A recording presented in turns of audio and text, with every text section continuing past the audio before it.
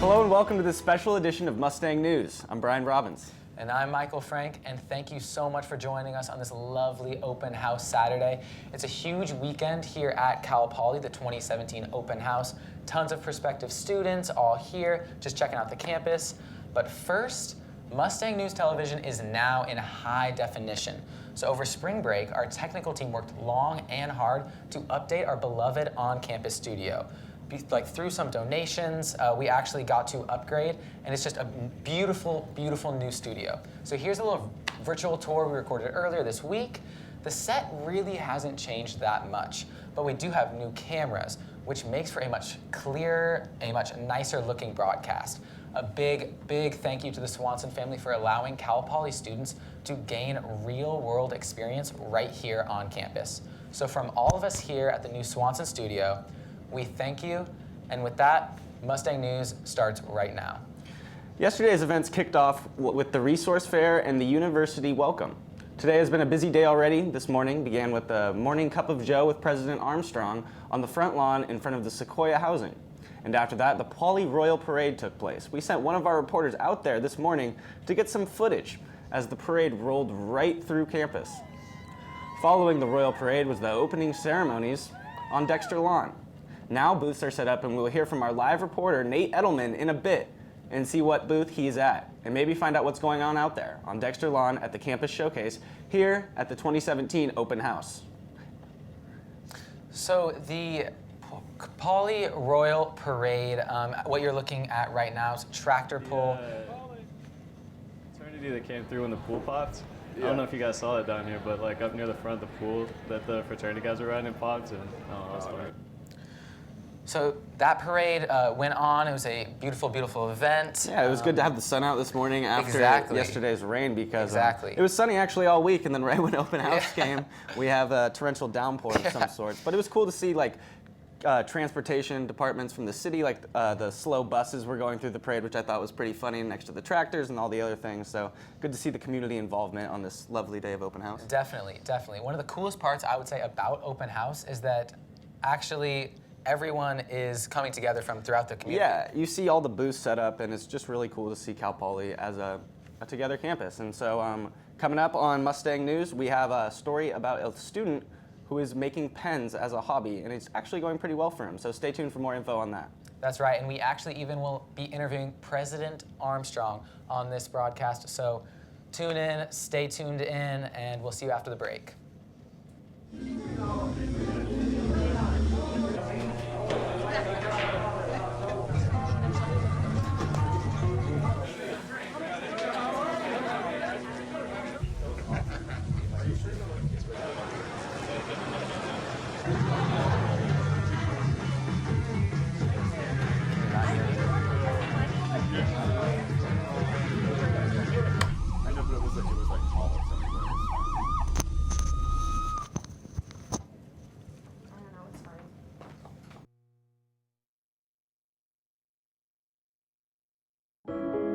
Taking care of a family member can lead to plenty of questions.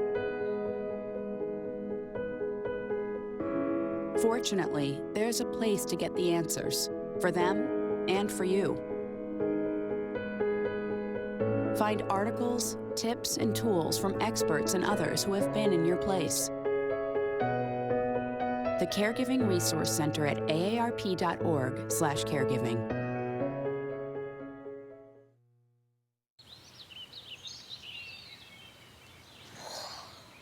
Oh, look, a redhead. Staring contest.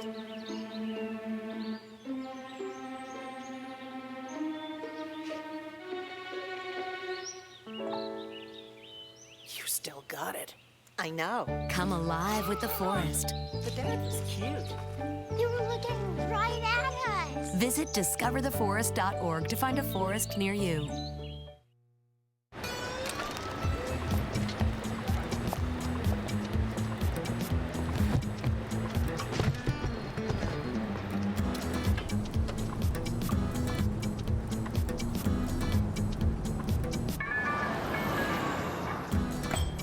It's a short ride from your neighborhood to your naturehood. To find a neighborhood park or green space near you, visit discovertheforest.org. Welcome back to the Mustang News Open House live stream. My name is Brian Robbins. And I'm Michael Frank, and we will have a story for you right now on a Cal Poly student doing something super cool. What started off as a hobby for one Cal Poly student has actually turned into a small business that he's running from outside of his house. In a small, sawdust-filled basement, third-year agribusiness major Casey Martin turned his hobby turning wood into a business making homemade pens. My first exposure to woodworking was when I was a freshman in high school. I remember thinking at the time that, if I ever got my own little lathe or something, it's something that I could do whenever I wanted and whenever I had the free time. And that's exactly what he did. Casey began turning wood and making pens during winter break of his sophomore year, after he noticed a similarity between turning wood and an older hobby. When I was younger, I used to play a lot of video games that were centered around the more time you put into it, the more you'd get out of it. The thing that this has turned into, making pens and everything it's evolved into, is exactly similar in that regard. Like, the more time I put into it, the better I get at it, the more I can produce in a shorter amount of time, so on and so forth. Casey's business is not only new, but it's also one of a kind. I mean, if you Google like wine barrel stave pen, not only will I come up first, but also like you'll find blanks, which are like the things to make it, but you won't find people selling the actually made things. Although he has no plans of expanding, Casey says the skills he's gained will continue to benefit him later in life.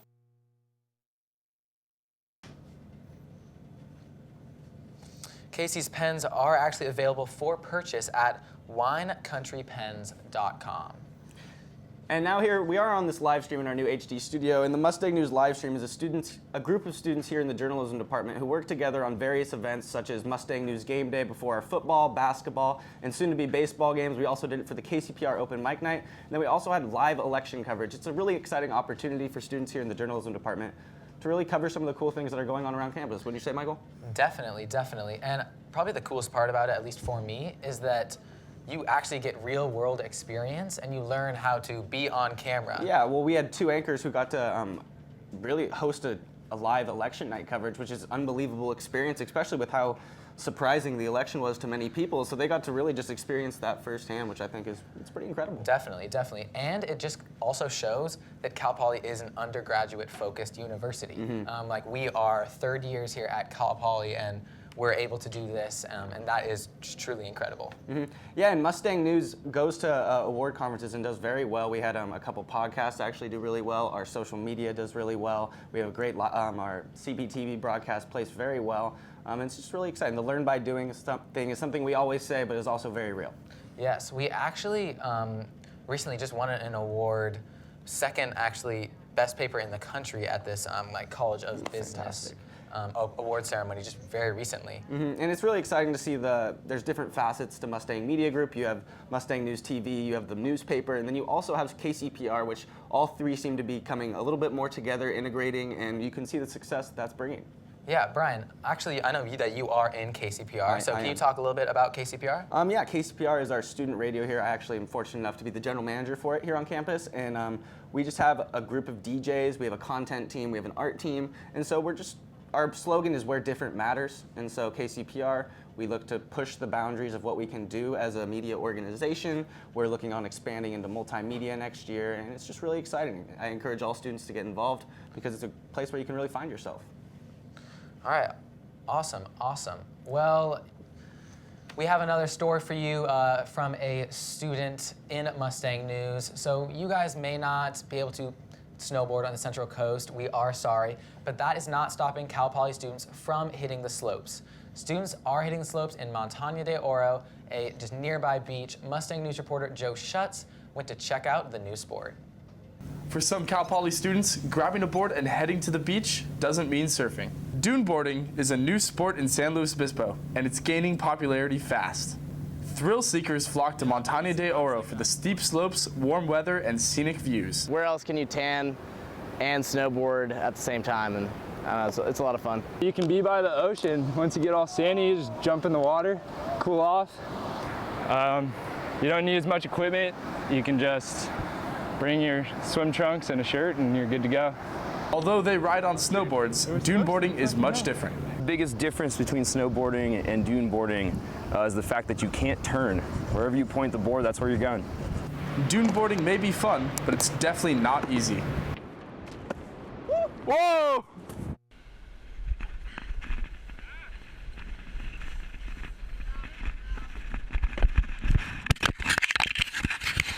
One complaint dune boarders have is the lack of chairlifts, having to walk their board all the way back up after each run. Be on the lookout for a new dune boarding club on campus next quarter. Joe Schutz, Mustang News. And you guys don't even have to buy a lift ticket to go to the dunes. It's all free, Brian. It's all free. What a treat. So coming up after the break, we will be going to another break right now. We will actually have President Jeffrey Armstrong in the studio. We'll be asking him questions all about open house and his time here at Cal Poly. So stay tuned. This is the Mustang News live stream, Open House 2017. I will not be news today. I will not make another push to be the first man in space with frosted tips and a puka shell necklace. And I will not go viral when my terror is caught on camera when I finally realize that in the vacuum of space, no one can hear you sing. I'm Lance Bass, and I will not be trending today because there is a much bigger story that needs to be heard.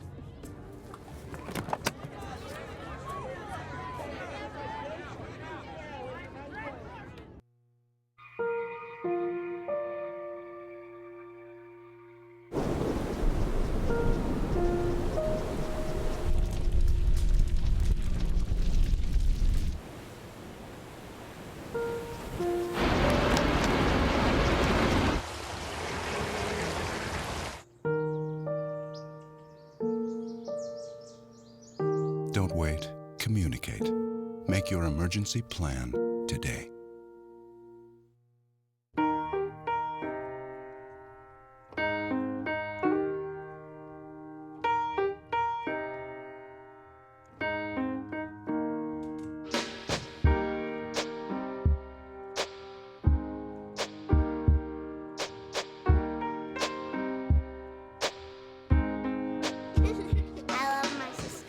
Heart doesn't see race.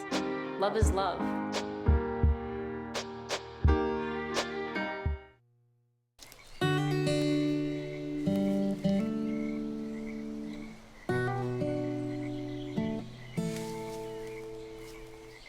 When you're out there, there's no telling what you'll find. I see it, I see it! Oh, look at you. There are some moments only the forest can inspire. Find yours at discovertheforest.org. Welcome back to the 2017 Mustang News Open House live stream. My name is Brian Robbins. And I'm Michael Frank, still Michael Frank.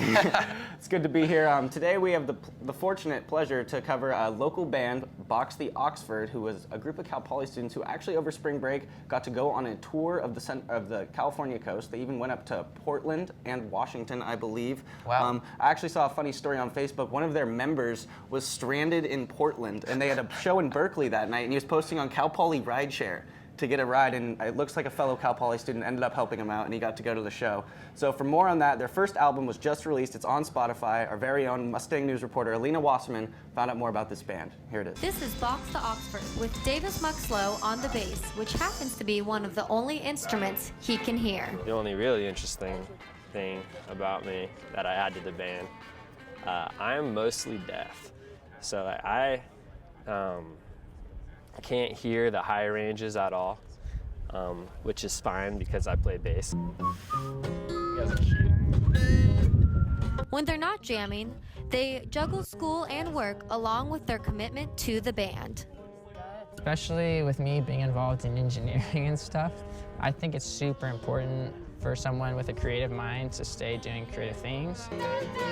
Continuing those creative things past graduation this upcoming spring is something the band is already thinking about. Because the four of us are engineers, we kind of have jobs lined up, but at the same time, we're just trying to go all out in the next 6 months or so before we graduate, see what opportunities come up, and if something presents itself, we're willing to take the extra step and go there. Opportunities that include some memorable experiences when performing together. Fresh Pig concert series last year, and at the very end of the show, there were these 3 girls, and one of them ran up to me and handed me a white rose and then ran away. All in all, the band stays together through the weird, forming words of wisdom for those to come. I would say neglect school because it doesn't matter as much. It's like, I want to say like, Colton, stop diddling, or like. It's not about you. I would most likely end up being Colton sucks, actually. That's definitely the most accurate thing. Although their last concert was canceled due to rain, the band will be performing in the UU soon. Elena Wasserman, Mustang News. Welcome back to the Mustang News 2017 Open House Livestream, and we have the pleasure to be joined in studio today by Cal Poly's very own President Jeffrey Armstrong. Thank you, Mr. President, for being here. It's great to be with you. Thank you. Yeah. So as you can see, our studio is looking pretty nice today. We were fortunate enough to get a donation, and I understand that you had a part in this. Could you talk to us a little about that? Well, Bill Swanson is the chair of our foundation. He's the retired chairman and CEO of Raytheon, and Bill and Cheryl are both Cal Poly grads, and they care deeply about Cal Poly. So it was just a natural progression of presentations from the College of Liberal Arts that demonstrated what quality we have in our students, but where we needed to enhance the quality of our equipment. And that was an easy call. And he leaned over to me during the meeting and said, I think I want to do this. And really need to give the credit to Bill and Cheryl Swanson. They're amazing individuals that support engineering, athletics, and now we have the Bill and Cheryl Swanson studio. And what better way to support learn by doing in action? Awesome. And we actually had a virtual reality tour of the new studio that we had filmed this week, and so we're going to check that out right now. Wow, it looks very good. It looks fantastic. Excellent. Yeah. We need to make sure we send that to them. They'll enjoy seeing it. Definitely. So the studio actually hasn't really changed in terms of format, and like where all the cameras are, and especially inside there, it is looking very similar. But the equipment has been upgraded tons, and so we have to give a huge thank you to the Swanson family. Yeah, and it was Leah Horner who made the presentation, and Leah did a wonderful job in showing this is where we are, and this is what HD would bring us. I'm so excited about the future of what exciting things are going on in journalism and with our students, because I think the future is the internet, it is streaming.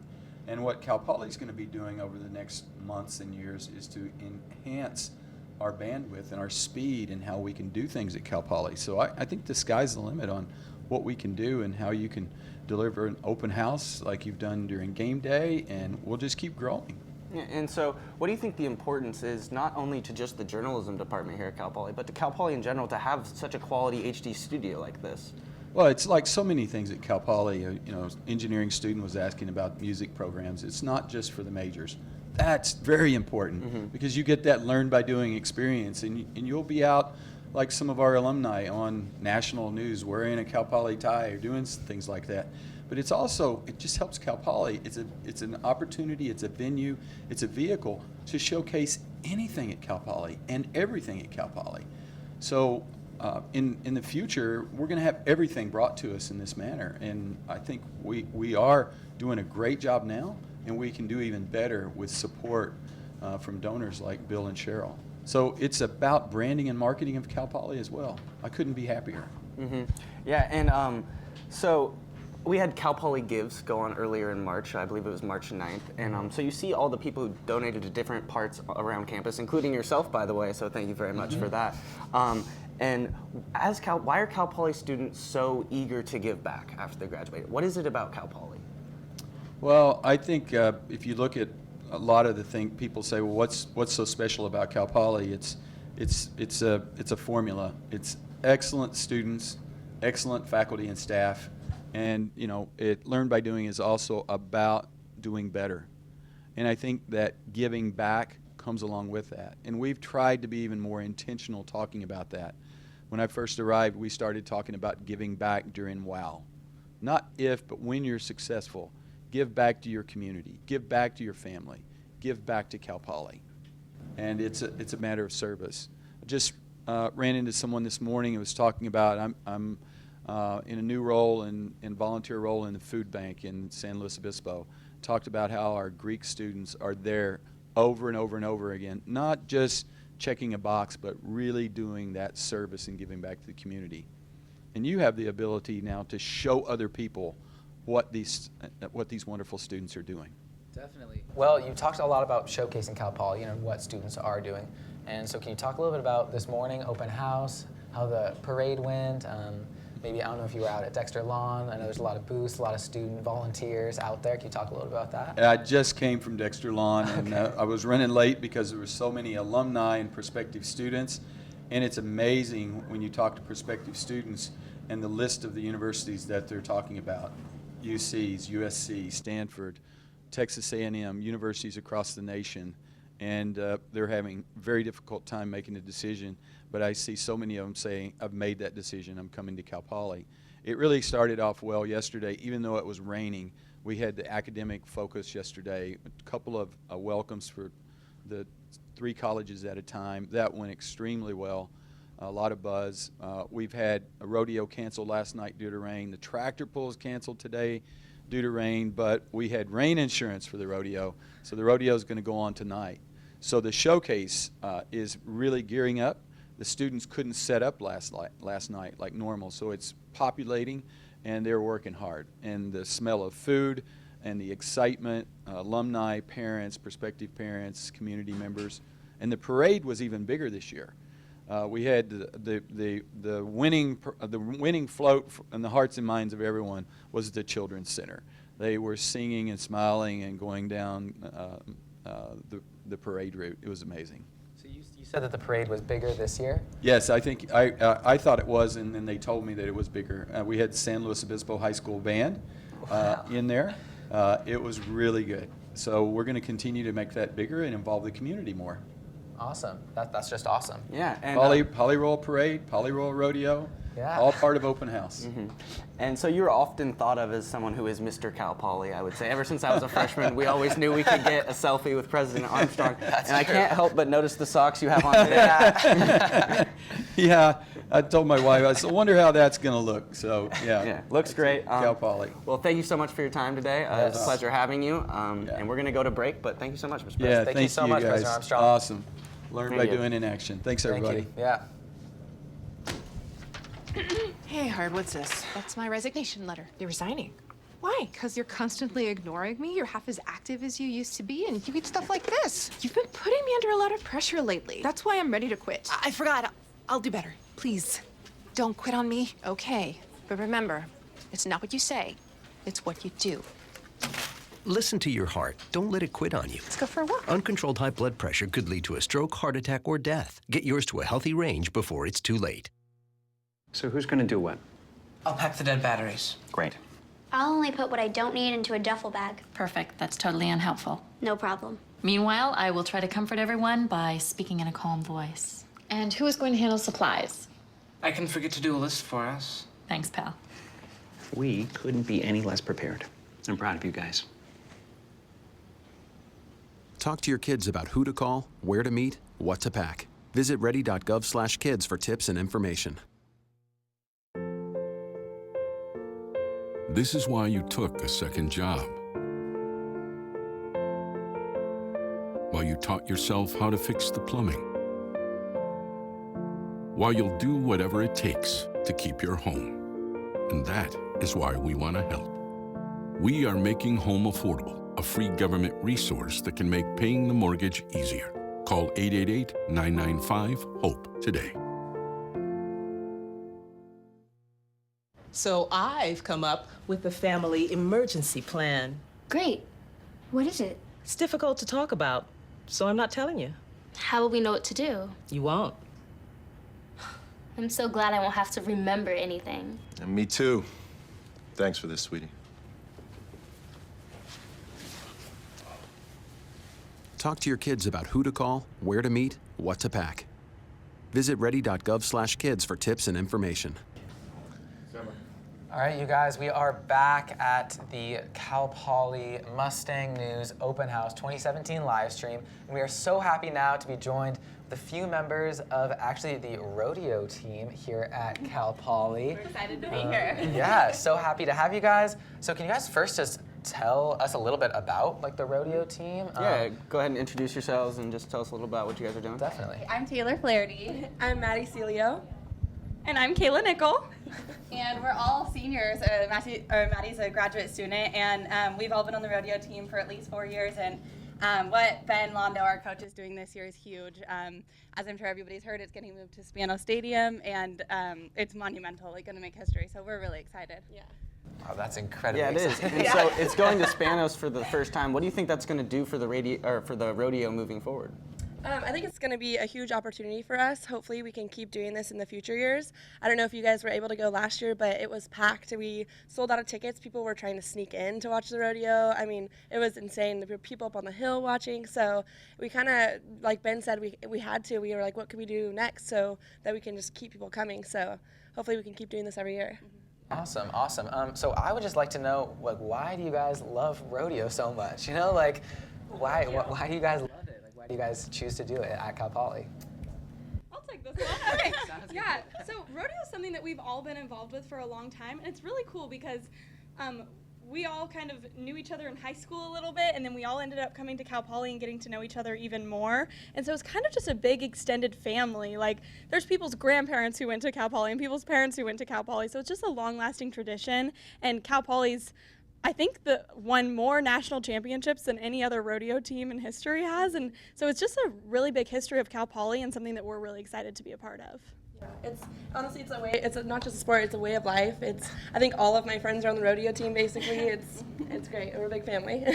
And you guys talked about how you were all members for at least 4 years, correct? Is that very common throughout the rodeo team? Like everyone joins as a freshman? Because I know a lot of clubs, you have a lot of people who are just maybe there for their junior, senior year. But with the rodeo, it seems like it's more of a long-term commitment from the beginning. Is that true? For sure. Yeah, we have to provide our own horses, and we have to take care of them ourselves and everything. So a commitment's the perfect way to put it. We're out there like 3 times a day at least, feeding, cleaning, exercising. So you're in it for the long haul, or you're not in it at all, basically. So. And Michael and myself, we're journalism students. We're not quite ag students, but how could we get involved in the rodeo? Yes. Is it possible for non-ag students? Are there non-ag students in the rodeo? Absolutely, yeah. I mean, I'm getting my master's in business right now. There's some engineering students, construction management. It's a huge variety, but I mean, for you guys, first step, come to the rodeo, obviously. So, yeah. We also have a beginning rodeo class that Ben teaches, I think, a couple times a year. And that's all pretty much like all non-ag students, and they love it, and they get to ride in the actual rodeo, so it's a really cool opportunity that way too. Wait, can you tell us a little bit more about that class? Yeah, so Ben has you do everything. They even get on steers and practice to mock like bull riding, and they ride them at the rodeo actually, so they get to compete. They teach you how to rope. I think just like the natural horsemanship. A lot of opportunities, and Ben is one of the best coaches in the whole nation for college rodeo, and he competes himself, so it's like he's the best person to learn from. So these people get to participate in the rodeo tonight, and I assume you guys do as well. What are you guys going to be doing in the rodeo tonight? So we'll all be in the grand entry, which is the opening event, and then we are all barrel racers. We're not up tonight. There's only 10 girls out of 70, but there's a few Cal Poly students in the barrel racing, and then there's a bunch in all the other events. So. Mm-hmm. And so you talk about barrel racing. Just someone who doesn't really know a lot about rodeo, can you walk us through what that is so our listeners? Great question. Sure. Okay, so barrel racing. So that's what all 3 of us do. And so there's 3 barrels in the arena, and it's a clover leaf shaped pattern, so like a triangle shaped pattern. And so you're on your horse, and it's a timed event, and so you have to go around the barrels, and then the fastest time wins. Okay. So. Like by themselves? Are there tons of horses going at one time? Oh gosh. It's not a free-for-all? Make it a lot harder. No, everyone goes individually and competes on their own horse, and then at the end everyone has their time, and whoever's time is fastest is the winner. Okay. And on from that. Yeah, it's so fun. We all love it. Awesome. Yeah, that seems like maybe the highlight of the night. Are there any other events that are as exciting as that? Or? We would like to think that barrel racing is the best event. Our event is the best event. Naturally. I would say bull riding probably gets a lot of excitement too. It's probably the most dangerous and most exciting event. Yes, right, exactly. So how do you guys feel about, I mean, like, as you guys said, like, it is in Spanos for the first time. It's monumental. It's so exciting. How are you, like, do you guys feel about actually, like, being in Spanos, like, competing in Spanos, like, doing the rodeo? Does that add a Actually little in pressure? The stadium, yeah. Oh, for sure. Yeah, I Wouldn't think you say it'll it's like be kind of an exciting. excitement and Yeah. nervousness? Yeah. And new for us too. Like, Yeah. you know, we've all competed for 4 years, and to be able to run in a stadium and be there, it's just huge. And it's like really special as our last year here. It's Yeah, like no better definitely. way to bring out the year as seniors. So. Yeah, exactly. Wow. Wow. Well, That's really exciting. We are so happy that you guys are like, you rodeo girls could come in and share a little bit about something that Brian and I really just don't know that much about. Thank you so much for joining us today. Thanks for having us. Pleasure meeting you. Thank you guys. All right, well, keep it tuned to the Mustang News Live Open House live stream. We will be joined by ASI President Jana Colombini next, so stay tuned. Hey, this job looks perfect. It says you need people skills. Check. Driver's license. Check. And a high school diploma. You've got one of those, right?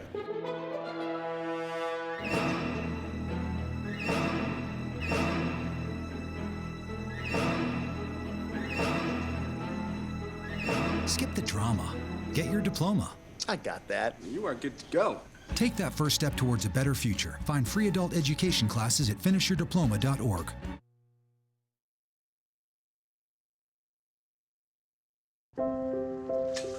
I want to eat apples and bananas.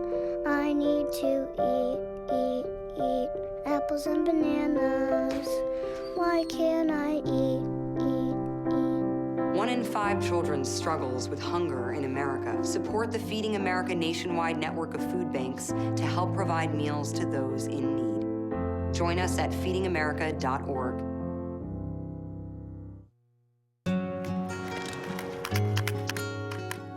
I wish I was in school. If only I had a math test today. I'll stay after class. I'll clean the chalkboard. I wish I was in school. School ends, but free lunches for your kids don't have to. Find your local food bank at feedingamerica.org/summer meals for help. Hi, may I please have an application? Thank you.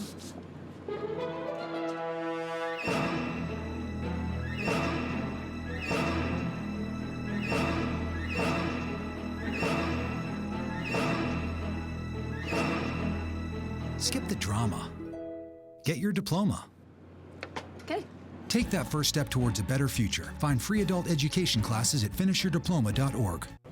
Welcome back, everyone, to the live stream for Cal Poly's open house. We are actually now joined with Cal Poly's very own ASI President, Jana Colombini. Thank you so much for being here. Absolutely. It's great to be here. It's great to see the new studio as well. It's awesome. Isn't it beautiful? It is very beautiful. It is, definitely. So, open house, huge weekend, as we've been talking about. Mhm. Can you talk a little bit about your own involvement in this weekend, planning maybe of it, or kind of how you've been involved with this weekend? Yeah, so I am basically wherever new student internship programs tells me to go. If they need speeches here or speeches there, that's kind of what I've been floating around, saying hi to students, talking to a lot of prospective students, which I really enjoy, just the whole Cal Poly pitch type of thing, really just telling them how awesome this university is and all the cool things I get to do as ASI president throughout my term. So that's really just been my involvement. Open house, new student transition programs has done an amazing job putting on this whole event. It's been really great so far. Okay, and what are students saying? Yeah, you talk about these conversations. What are they like? Run us through one. You know, it's really awesome to see a prospective student that hasn't quite hit accept to their acceptance yet, and you start talking, hey, what's your prospective major, and then they get this little smile, and they you're just talking about Cal Poly, all the different things that you get to do in class, and it's really nice when they're potentially in the same college as you, so you can kind of be a little bit more relatable, or they're like, I was involved in ASB in high school, tell me about ASI, and all these different things, and you see that little smile start to creep up, and just they're all wide-eyed and listening to everything you have to say, and they can't wait for the day that they get to be a Mustang in fall, and so it's really nice to convince them to actually click that acceptance button and really go forth with accepting to Cal Poly. So it's amazing to talk to them. Yeah. Cool. And when you talk to these students, do they know who you are? Do they know that you're the ASI president? Does that make them a little nervous, or do you just kind of act like you're just a normal? They don't. I don't tell them that, because then they kind of are like, oh my gosh, who am I talking to here? And so I've been wearing the jacket over the polo for the weekend.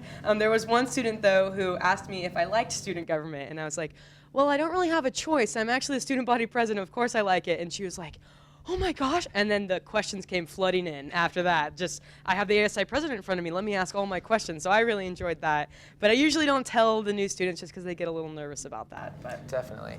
Can you actually talk a little bit about your time Yeah, the year's winding down. ASI Share president? some of the experiences you had. You know, it has been one of the most successful years in ASI, and I'm a little biased on that, of course, but everything I campaigned on last spring, I created a checklist of everything that I talked about during my campaign, and we are winding down on the final boxes to check.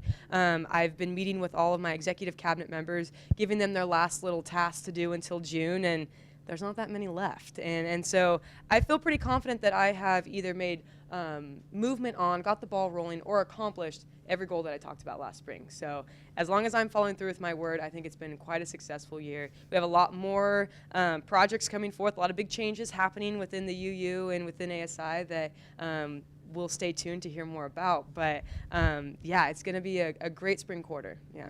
And so you set these goals in the beginning of the year, I assume, and then now you're checking off these boxes. How can you preserve or make sure that what you put forward at Cal Poly is preserved over time in the future? Like, what does the future of ASI look like here? Yeah, that's a great question. So there's a couple different things, especially around the topics of diversity and inclusion and partnering with other organizations. We've really tried to start building the bridges again. Not to say that ASI burned any bridges, but we never built a bridge. So it's like, okay, well, let's start collaborating more with the cross-cultural centers, with Greek life, with athletics. And it's not just ASI, it's not just Greek life, it's not just athletics. We're all part of Cal Poly. And so really trying to build those bridges is something that can roll over into next year. The main thing that I hope students have been noticing is the marketing that we've been doing in ASI. We have 2 full-time staff members now dedicated towards marketing and making sure our graphics look good and making sure that we are getting all of our information out there to the correct sources, which is something we overlooked in the past and didn't really pay attention to. But today's student is all about social media, is all about the way that a poster looks, and really catching their eye, because they don't, they're busy throughout the day, they don't have a lot of time. So really being able to capture that student for a couple seconds has been imperative, and I think we've been doing a relatively good job of that. A lot more work needs to be done, but huge movements have been made on that so far. And you talked a little bit about staff members, and I know that you work for ASI. Yeah. And ASI actually staffs a lot throughout here on campus. Yes, we do. Yeah, we have 500 student employee positions around campus throughout the summer, throughout all the quarters, throughout breaks too. So if a student needs to start working in June until next June, they can have that opportunity through ASI. And we work with student calendars. So if you have class, you're not going to get work scheduled. We're not going to ask you to move your classes around for work. We're going to fit in work to your class schedule and make sure that you are still, accomplishing your goals as a student. That's your number one priority here at Cal Poly, is to get that degree. And so we really work around student schedules, and a lot of our student employees love it. They love working for ASI. Yeah, we got one right here, one happy customer right here. And so that's really nice to be a part of an organization that is very pro-student employment in that category. Even Cal Poly Corporation, they hire over 1,000 students. And so just the employment opportunities on campus are pretty endless. There's a lot of them. So for someone who does not work for ASI, I'm the odd man out right now, how difficult is it to get a job with ASI? It's not too difficult. It depends. In fall quarter, it's competitive because all the jobs are open, all the students are applying. I think you'd be able to answer that better than I. For me, it was in the summer, because they're always looking for people to work here over summer, because a great deal of students do stay. Yep. So that's really the best time to apply. But one thing I wanted to ask you was, your older brother was also the ASI president. Yes, How was he was. that? And what conversations have you had with him that have helped you in this position? He was the ASI president. A lot of great conversations have taken place between my brother and I, and him giving me some advice on different things, mainly how to deal with being ASI president. I mean, this year has been very controversial, to say the least. So sometimes you're not able to, really be out there and really just sometimes you want to say, what's going on? Like, what is happening on this university right now, you know? But you can't. You have to just make sure the students are represented. And so he's really taught me kind of how to deal with that. You know, I joke around with him that I was a better ASI president than him, and I'll stand by that. And so I give him a tough time for that. But he definitely did a great job when he was president. But he's definitely been a mentor to me throughout my term. Yeah. That's awesome. That's so cool that you could even have that Yeah. experience and like have that possibility to talk to someone about that. So as we have been kind of talking about, like the year is winding down. You're checking off those boxes. What is the thing that you're most proud of, like that you did during your term as ASI president? You know, it's funny. My brother asked me this yesterday. Really? He's like, what are you most proud of? You know. And I told them this, you know, we have had difficulties in our relationships with the city, probably since Cal Poly even started as a high school back, you know, way back when, 100 years ago.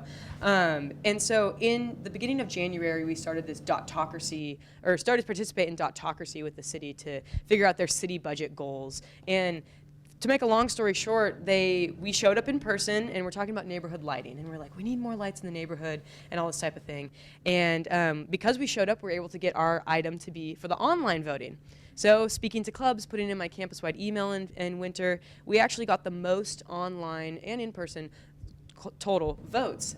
So we had about 800 votes for neighborhood lighting. To put that into perspective, number 2 had 200 votes.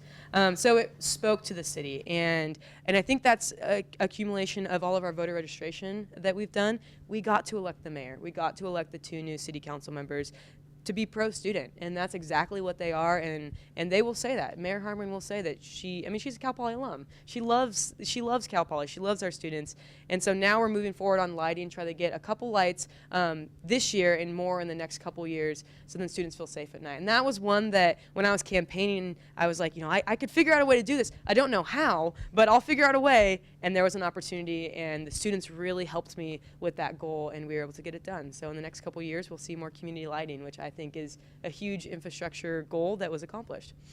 Yeah, that's fantastic. I just don't think students really understand how much of an impact they can have in San Luis Obispo. We make up such a big part of the population, so it's really cool to see that you're working on that. And I think going forward, that's something we should continue to work on. Absolutely. Definitely. So, big question. What are your plans post-presidential life? Oh my goodness. You know, I'm going to sleep a lot. I'm going to take a lot of naps. I'm going to go to the beach during the day like all these other Cal Poly students get to do, and I'm just going to just kind of relax a little bit. I applied for my credential and master's in agricultural education, so I'll probably be back for another year, hopefully, if I get into Cal Poly, I guess. Now I'm a prospective student. If I get into Cal Poly, I'll be here next year, and I plan on just being a student and kind of having a little, you know, cut off from ASI, but not necessarily cut off from Cal Poly, because I feel like that would just be devastating to me to like not have Cal Poly anymore. So just kind of a year of slowly stepping away and then pursuing a career in teaching agriculture. So I want to be a teacher. I do not want to be a politician. I know. Yeah. I do not want to be a politician. I want to be a high school teacher and a farmer and just be a small town all-star, coach soccer, all that type of stuff. Would a dream of yours be to be one day a teacher here at Cal Poly? You know, possibly. I love Cal Poly, don't get me wrong. I love my hometown a lot more, though. I'm from a really small ag town, 1,700 people in the entire town. So Cal Poly, just the campus is 10 times, you know, more populated than my hometown. So I really enjoy my hometown. We have a walnut operation. I don't see myself living full-time in San Luis Obispo. Maybe now I retire one day and I can join that group of people in San Luis Obispo that just retire here and are able to hang out all the time. Live the greatest lives. Yeah, basically go to farmers market all the time and not worry about anything. So maybe one day in, you know, 50 years, but not in the near future. Yeah. Okay. So one of the things that ASI did do this year is they actually made Cal Poly a wet campus.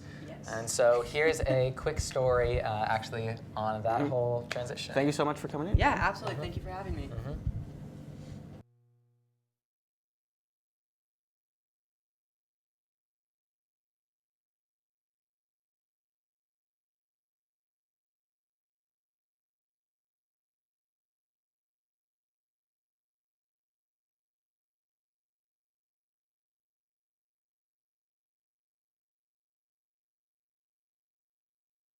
Well, we seem to be experiencing a few technical difficulties there. Sorry about that. But basically what it was talking about in that package was about the Mustang station now serving beer and wine.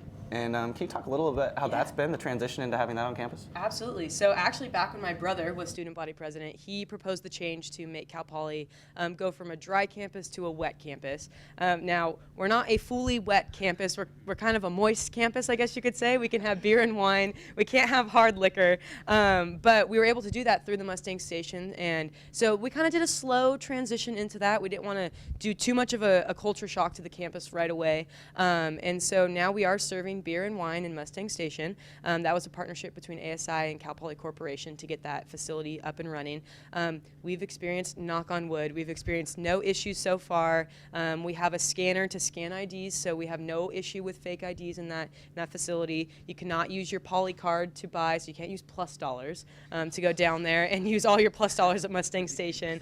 And the staff down there do monitor how much someone is drinking. But the cool atmosphere of Mustang Station is our upperclassmen are staying on campus now a little bit. That hour break, they're going and grabbing a beer instead of going home. So it's creating a nice atmosphere for our upperclassmen. Our tables that we even have in there, they're long group tables. So you can sit by yourself or you can sit in a group of 20 people. We have a lot of professors grabbing a beer with a student. Yeah, I know, something that we didn't envision that would actually happen, but we have professors grabbing beers with students, which is really nice to see and really nice to be able to see our professors a little bit more engaged in the student life aspect as well. So far, great positive experience that we've been having. Again, knock on wood, that nothing goes at least wrong. Well, at least while I'm president, at least stay. Those next 10 weeks, it's imperative that nothing goes wrong. But hopefully forever we won't have an issue with that location. Maybe we can add some more different locations around campus with athletics and really get and that going on campus and really create that student life atmosphere on campus. Yes, awesome. Well, thank you so much for joining us in the studio today. It was great talking to you, and it's been great hearing about what ASI has accomplished, and congratulations on that. Thank you so much. I hope these next 10 weeks are wonderful. Yes, right off into me the too. sunset. Thank you, guys. All right, well, we'll be back in a little with more of the Mustang News Open House 2017 live stream. There are 16 million children struggling with hunger in America. That's 1 in 5 daughters, sons, neighbors, and classmates who don't know where their next meal is coming from. Yet billions of pounds of good food go to waste every year. It's time we do something about it. Feeding America is a nationwide network of food banks that helps provide meals to millions of kids and families in need. Visit feedingamerica.org to help them feed even more. Together, we can solve hunger. Together, we're feeding America.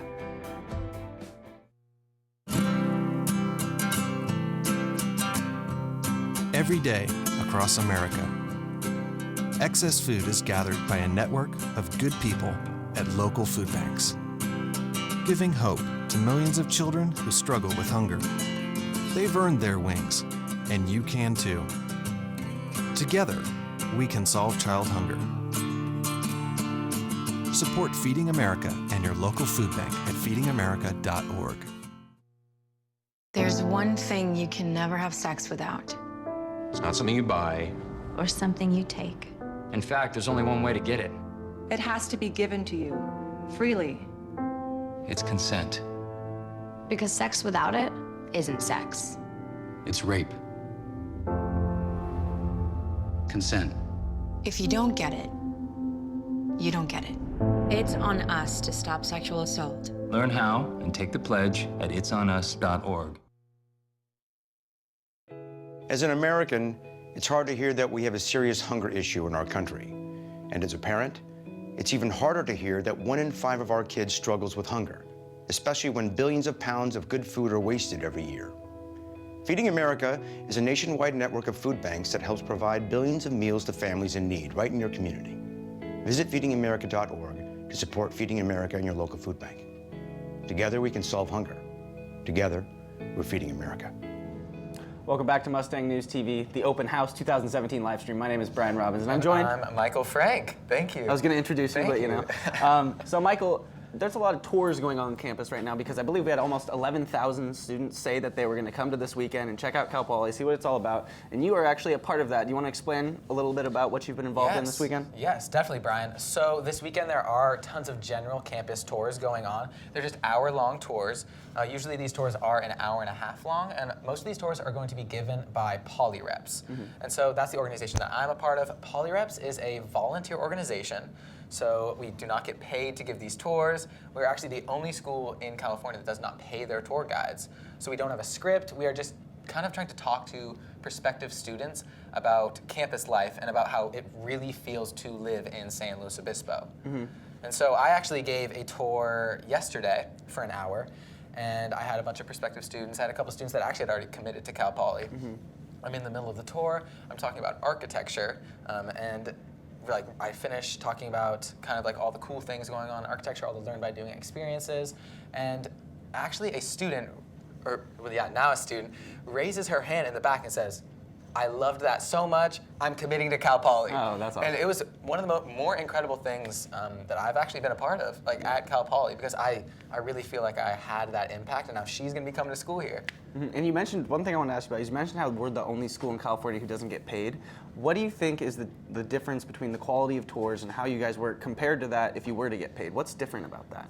Do you think that provides something? Oh, 100%. That's actually what makes our tours and PolyReps and even Cal Poly unique, is that these tour guides are doing it because they love Cal Poly, and when we do get asked personal questions, we get asked tough questions, we answer them honestly. There's no script that the university has given us, and so there's no like talking points that we have to hit. Also, our tours are not really like stat-based. You know, it's not a lot of statistics, it's not a lot of numbers, where most college tours are that. Ours is all just based on learn by doing experiences and our own experiences. So when I'm giving a tour, I'm only talking about just cool things that I've done or my friends have done here at Cal Poly, instead of trying to convince you by saying that, you know, like we have this, like we're the number whatever this in the country, if that makes sense. Yeah, so it seems like the firsthand experiences that you can share with them really just make it just much more powerful, so to speak. Yes, definitely, definitely. Yeah, and so we're talking about all these cool things that Cal Poly has on campus. One of those is the Mustang Station that ASI approved this year. Mustang Station has chow and red radish, and now they are serving beer and wine. We have more on that right here. Yeah, you know, a little IPA to brighten your day. Cal Poly has a new dining hall if students want to grab a slice of pizza or a savory salad. But now if you're having a stressful day, you can stop complaining and start whining. But we did this, and we were able to make it happen, something that all students are going to be able to enjoy now. But the road to finally being a wet campus wasn't exactly a smooth one. It's kind of had a checkered past here at Cal Poly of whether alcohol is allowed or it isn't. So. Former ASI President Blake Bolton started allowing alcohol in Kruko's clubhouse back in 2004, but Colin Beanie wanted to take it a step further. My sophomore year, when I was on the board, is when I brought it up for the first time, and it was really, oh, this is never going to change. But thanks to a team effort, students 21 and older can enjoy a glass of beer or wine between classes. Or everyone was kind of hesitant to make the remark of let's actually do it. And now that it's happened, I think it's got a lot of support, and I think we're going to see this continue as they open up new restaurants, new venues. Including Blue Moon and Firestone. As a recent 21-year-old young adult, it's nice that Cal Poly's been accommodating to our students, and I'm really excited to see where it goes next. So now at Mustang Station, there's lots of beer and lots of cheer. You know, if it's a hot day like it was yesterday, I can just kind of go in and grab a pint really quick before class, make it a little more interesting. I think it's wonderful. I think it's probably one of the best things that's happened to Cal Poly in a long time, especially since this is my last quarter. I'm so grateful that I get to experience this. Cal Poly Corporation's social media community manager, Danny Orlandi, says that they expect university staff and faculty to use Mustang Station for networking events. It's an amazing feeling, really, especially the fact that I can still be a grad student here and get to experience having this here. I thought it wasn't going to be here till at least 2022. Allison Royal, Mustang News. So Michael, I unfortunately have not had the pleasure to go try out Mustang Station, but I hear you have?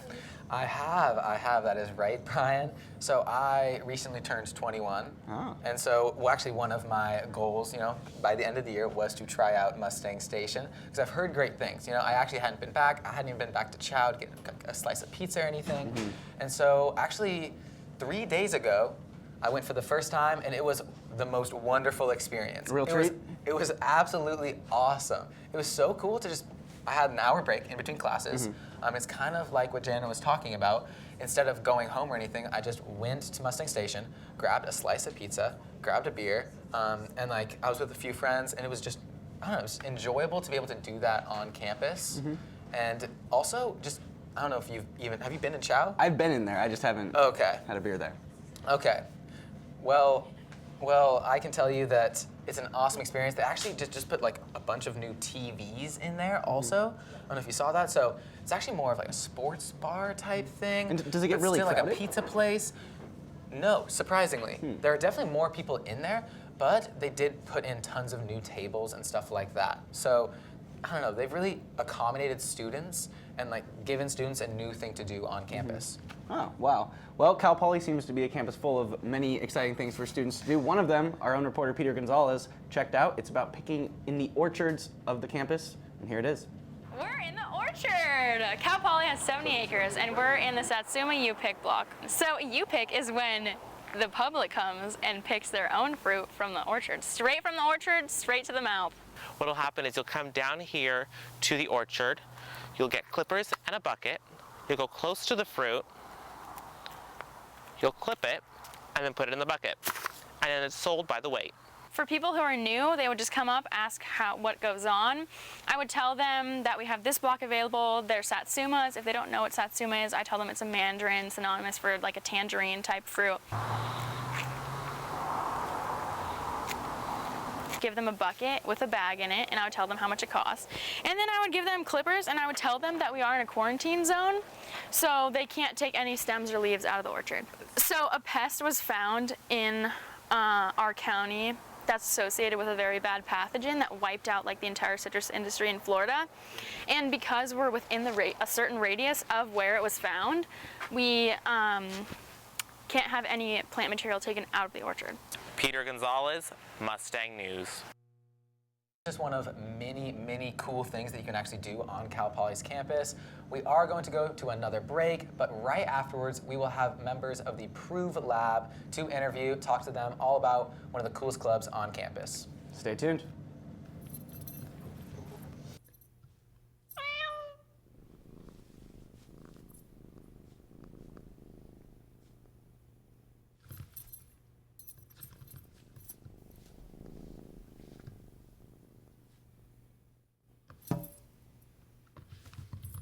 There's a shelter pet who wants to meet you. Meet one today. Visit theshelterpetproject.org. Adopt.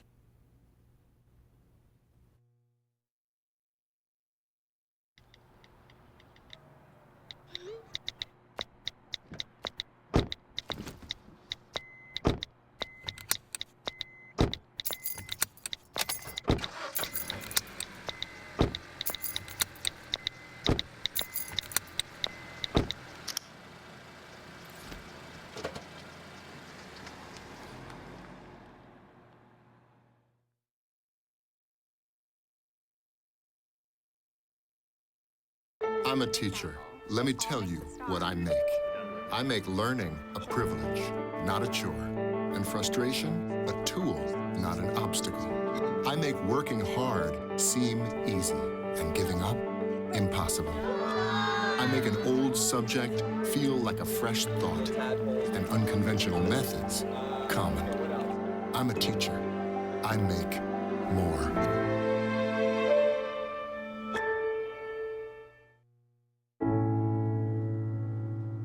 I guess sometimes things just happen. Devastating things. Your whole world changes in an instant. That's what happened to me the day my mother had a stroke. I'm Paul George, and I want you to spot a stroke fast. F, face drooping. A, arm weakness. S, speech difficulty. T, time to call 911. Protect the ones you love. Spot a stroke fast. to the Mustang News Open House 2017 live stream. My name is Brian Robbins. And I'm Michael Frank. And in studio today, we are joined by Kerwin, who is a member of Prove, which is the prototype vehicle laboratory on Cal Poly's campus. Welcome, and thanks for coming in. Thank you. Can you tell us a little bit about what you're doing just on a day-to-day basis with Prove? Yeah, so I personally work with the composites and structures team, which is working to make the carbon fiber body for the car. Basically, I make the body for the car. But at Prove Lab, what we're trying to do is make the world's fastest solar car. No motor, or not, we have motors, no engine and no batteries. And we're trying to go 65 miles an hour to break the 56-mile-an-hour world record. And so what type of progress are you making on that ultimate goal? Is it still in like the early stages, or are you like close to it? So we've entirely finished design, and we're currently entering our manufacturing stage. So we've got parts of our steering rack and our front suspension built up already, and right now I'm working on making all the fairings or wheel encapsulations out of carbon. Our goal is to be done with building within the next month and a half. Wow, so by the end of the year? Yes. Okay, and when did this project start? This project started last year. Okay, and do you know, like, how did it come about? Or our faculty advisor, Dr. Doig, was looking to start a project like this. His goal behind this is to make a laboratory who's designed to break world records. Mm-hmm. And so you guys actually provided us with some good video of what you guys have been working on, so we're happy to show that right to you guys right now. Yeah, let's check it out. I can't believe you two took that raving lunatic seriously. What do you think this is?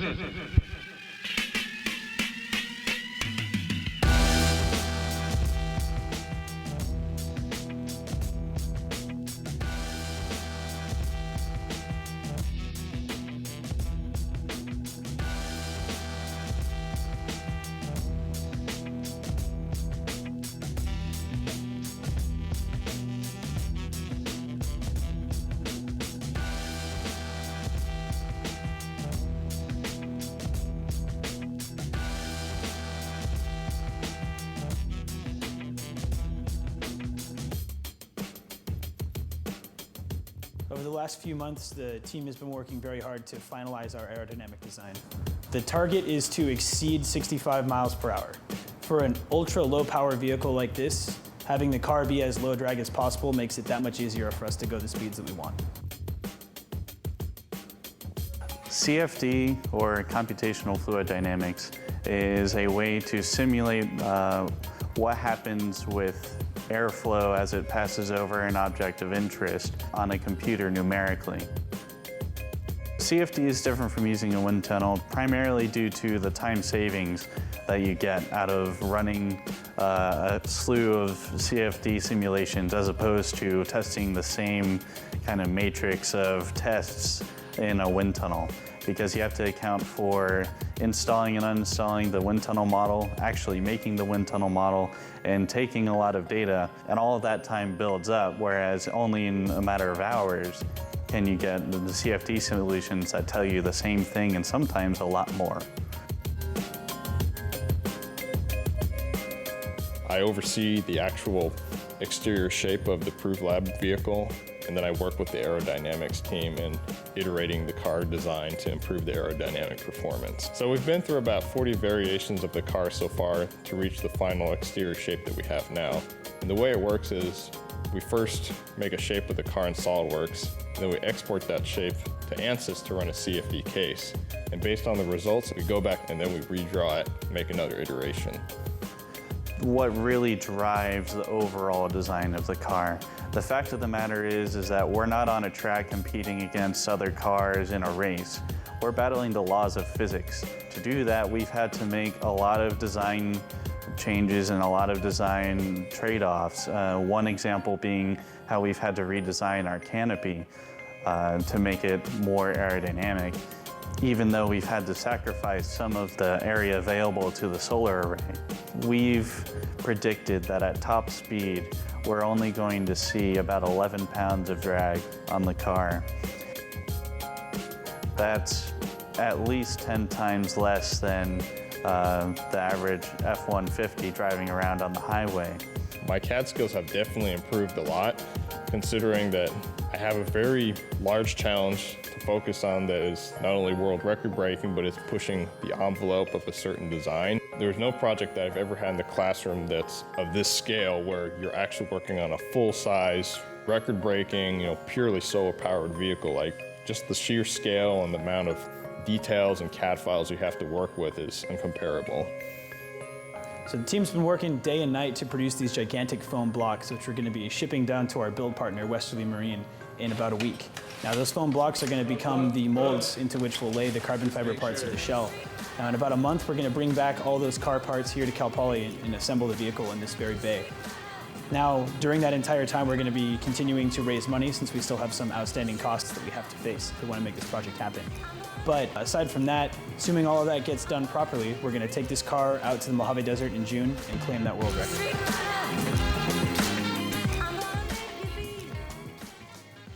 Special thanks to Prove for providing us with that video to explain a little bit more. And so I had a couple questions after watching that. So how many students are involved, would you say? We have upwards of 50 to 60 students involved. There's a good solid 20 to 30 of us who are actively very involved, spending upwards of 20 hours or more in the lab every week. And so what type of experience does this give you as going into your professional career?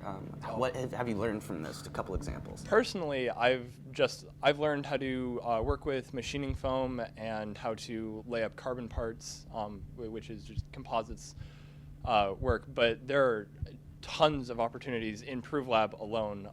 Our CAD guy, Bob Comstock, has a whole bunch of experience now with modeling. There's a freshman, Brian Maynard, who has a ton of experience in the machine shops now just because of Prove. It opens up a whole bunch of opportunities to actually work with things that you'll see in field. You said that you touched on a freshman that is working with you guys in the lab. How is that rare to have a freshman working like that? And what is he, a super child? Is he? Can you explain a little bit about him? Brian does spend a lot of time in the lab, but it's by no means rare to have a freshman working in the lab. The driver, Lacey Davis, is a freshman. Oh, wow. Yeah. That's awesome. Wow, that's a super cool thing. What is that like, having a freshman be your driver? So she's going to be the one who tries to break the Guinness Book of World Records, correct? Yeah, well, along with the whole team, of course. She'll be in the car? Oh, yeah. Yeah, wow. And so you're going to Mojave for the competition in June, correct? So it's not a competition, it's just going to be trying to break a record. But yeah, the goal is to go there towards the end of June. And the whole team would probably go out for that and make some sort of event out of it, or just a couple of you guys? Yeah, it'll be a whole actual event. In fact, a whole event. Oh, awesome. Well, thank you so much for coming into the studio today. We are getting reports that there actually are some protests going on Dexter Lawn right now, protesting the inclusivity of Cal Poly. We'll get back to you with more updates on that as soon as they come available to us. But thank you, Kerwin, for stopping in the show. Yes, thank you so much. It was great learning more about just another cool campus club. Yeah, stay tuned for more updates on Mustang News.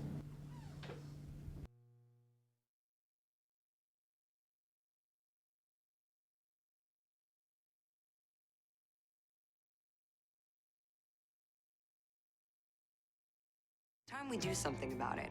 Feeding America is a nationwide network of food banks that helps provide meals to millions of kids and families in need. Visit feedingamerica.org to help them feed even more. Together, we can solve hunger. Together, we're feeding America.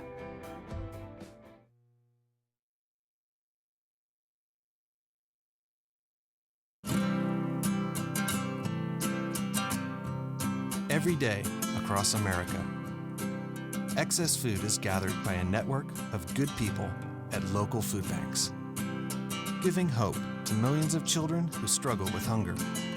They've earned their wings, and you can too. Together, we can solve child hunger. Support Feeding America and your local food bank at feedingamerica.org.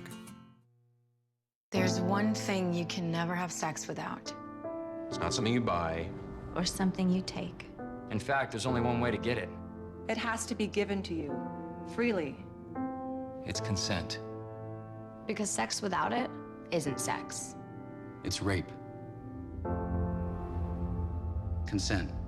If you don't get it, you don't get it. It's on us to stop sexual assault. Learn how and take the pledge at itsonus.org. As an American, it's hard to hear that we have a serious hunger issue in our country. And as a parent, it's even harder to hear that 1 in 5 of our kids struggles with hunger, especially when billions of pounds of good food are wasted every year. Feeding America is a nationwide network of food banks that helps provide billions of meals to families in need right in your community. Visit feedingamerica.org to support Feeding America and your local food bank. Together we can solve hunger. Together, we're Feeding America. And we are back again at the Mustang News live stream for the 2017 Cal Poly Open House. My name is Michael Frank. And I'm Brian Robbins. And we are going to be here for another hour talking about Cal Poly, talking to some Cal Poly students and administration members. So one really cool thing about Cal Poly is that we do have some awesome classes. There's a new class at Cal Poly, and our reporter went to check out how people felt about this new class. Union Plaza today, interviewing students on what they think of the new Ethnic Studies course, ES470, that's focusing on Beyonce and how her music relates to race, politics, and sexism.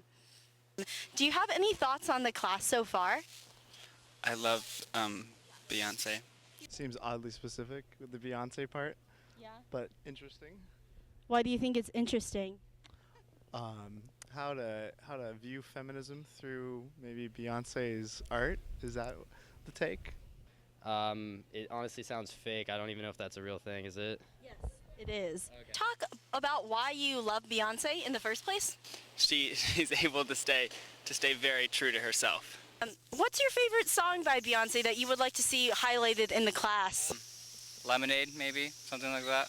Do you want to sing us a lyric from Lemonade so that the audience knows about the song? I don't know if I can because I don't really have any singing talent, so... Is there a specific song that makes you think of these issues that she sings? Definitely Formation, all about like empowerment and, you know, kind of getting that black power back, stuff like that. Didn't she do All the Single Ladies? I really don't know Beyonce very well. Can you dance for us? Single ladies, just give us like a sample of what you think it looks like. With the left hand, you do a little bit like this. Like, yeah, I think that's how it goes. Put your hands up.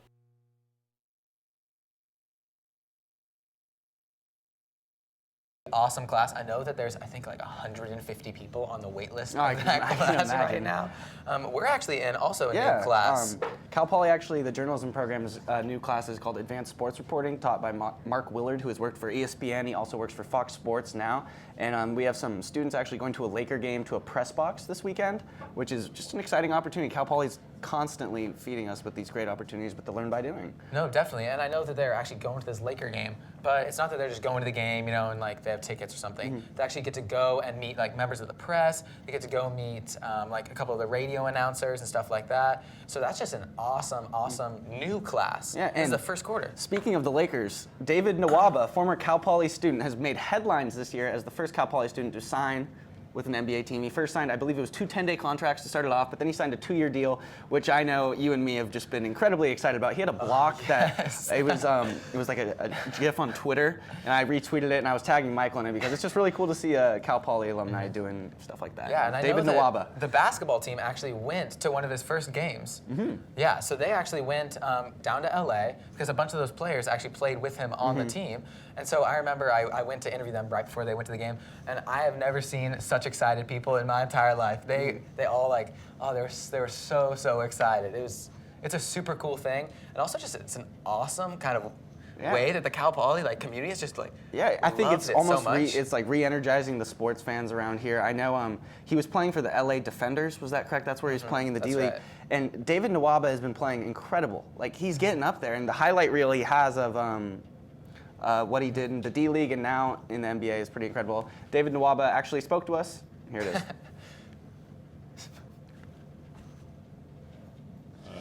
Know what it feels like after the first game, so it felt a lot better, less nerves. Won't get it. Jaylen Brown blocked by Nwaba, taken by Nwaba. Had a chance at it, and Smart, I thought, held him away. Nwaba, whoa, what a move! David Nwaba. So these videos are actually from Lakers Nation, so we got to thank them thank for you. those videos. But I can't tell you how I've actually become a Lakers fan. I'm a huge Los Angeles Clippers fan. I'm from the LA area, and I for some reason can't can't not be a Lakers fan now. Yeah, I mean, it's hard because I was watching the game when I was home over a game with the Lakers over spring break with my dad, and he was falling asleep on the couch.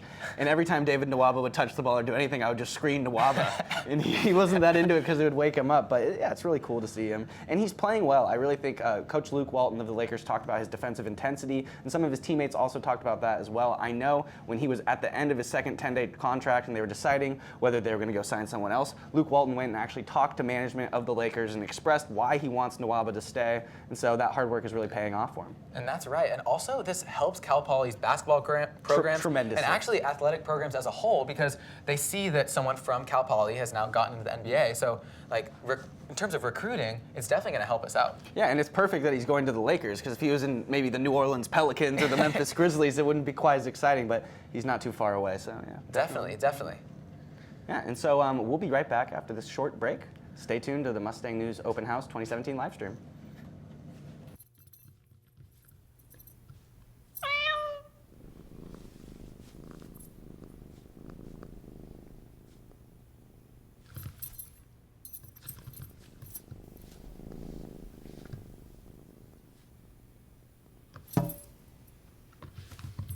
There's a shelter pet who wants to meet you. Meet one today. Visit theshelterpetproject.org. Adopt.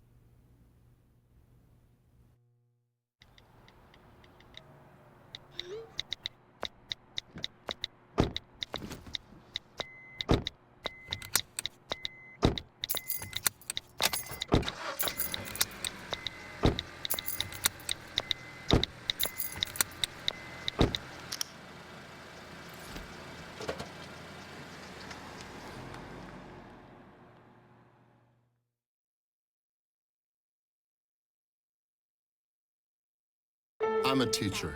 Let me tell you what I make.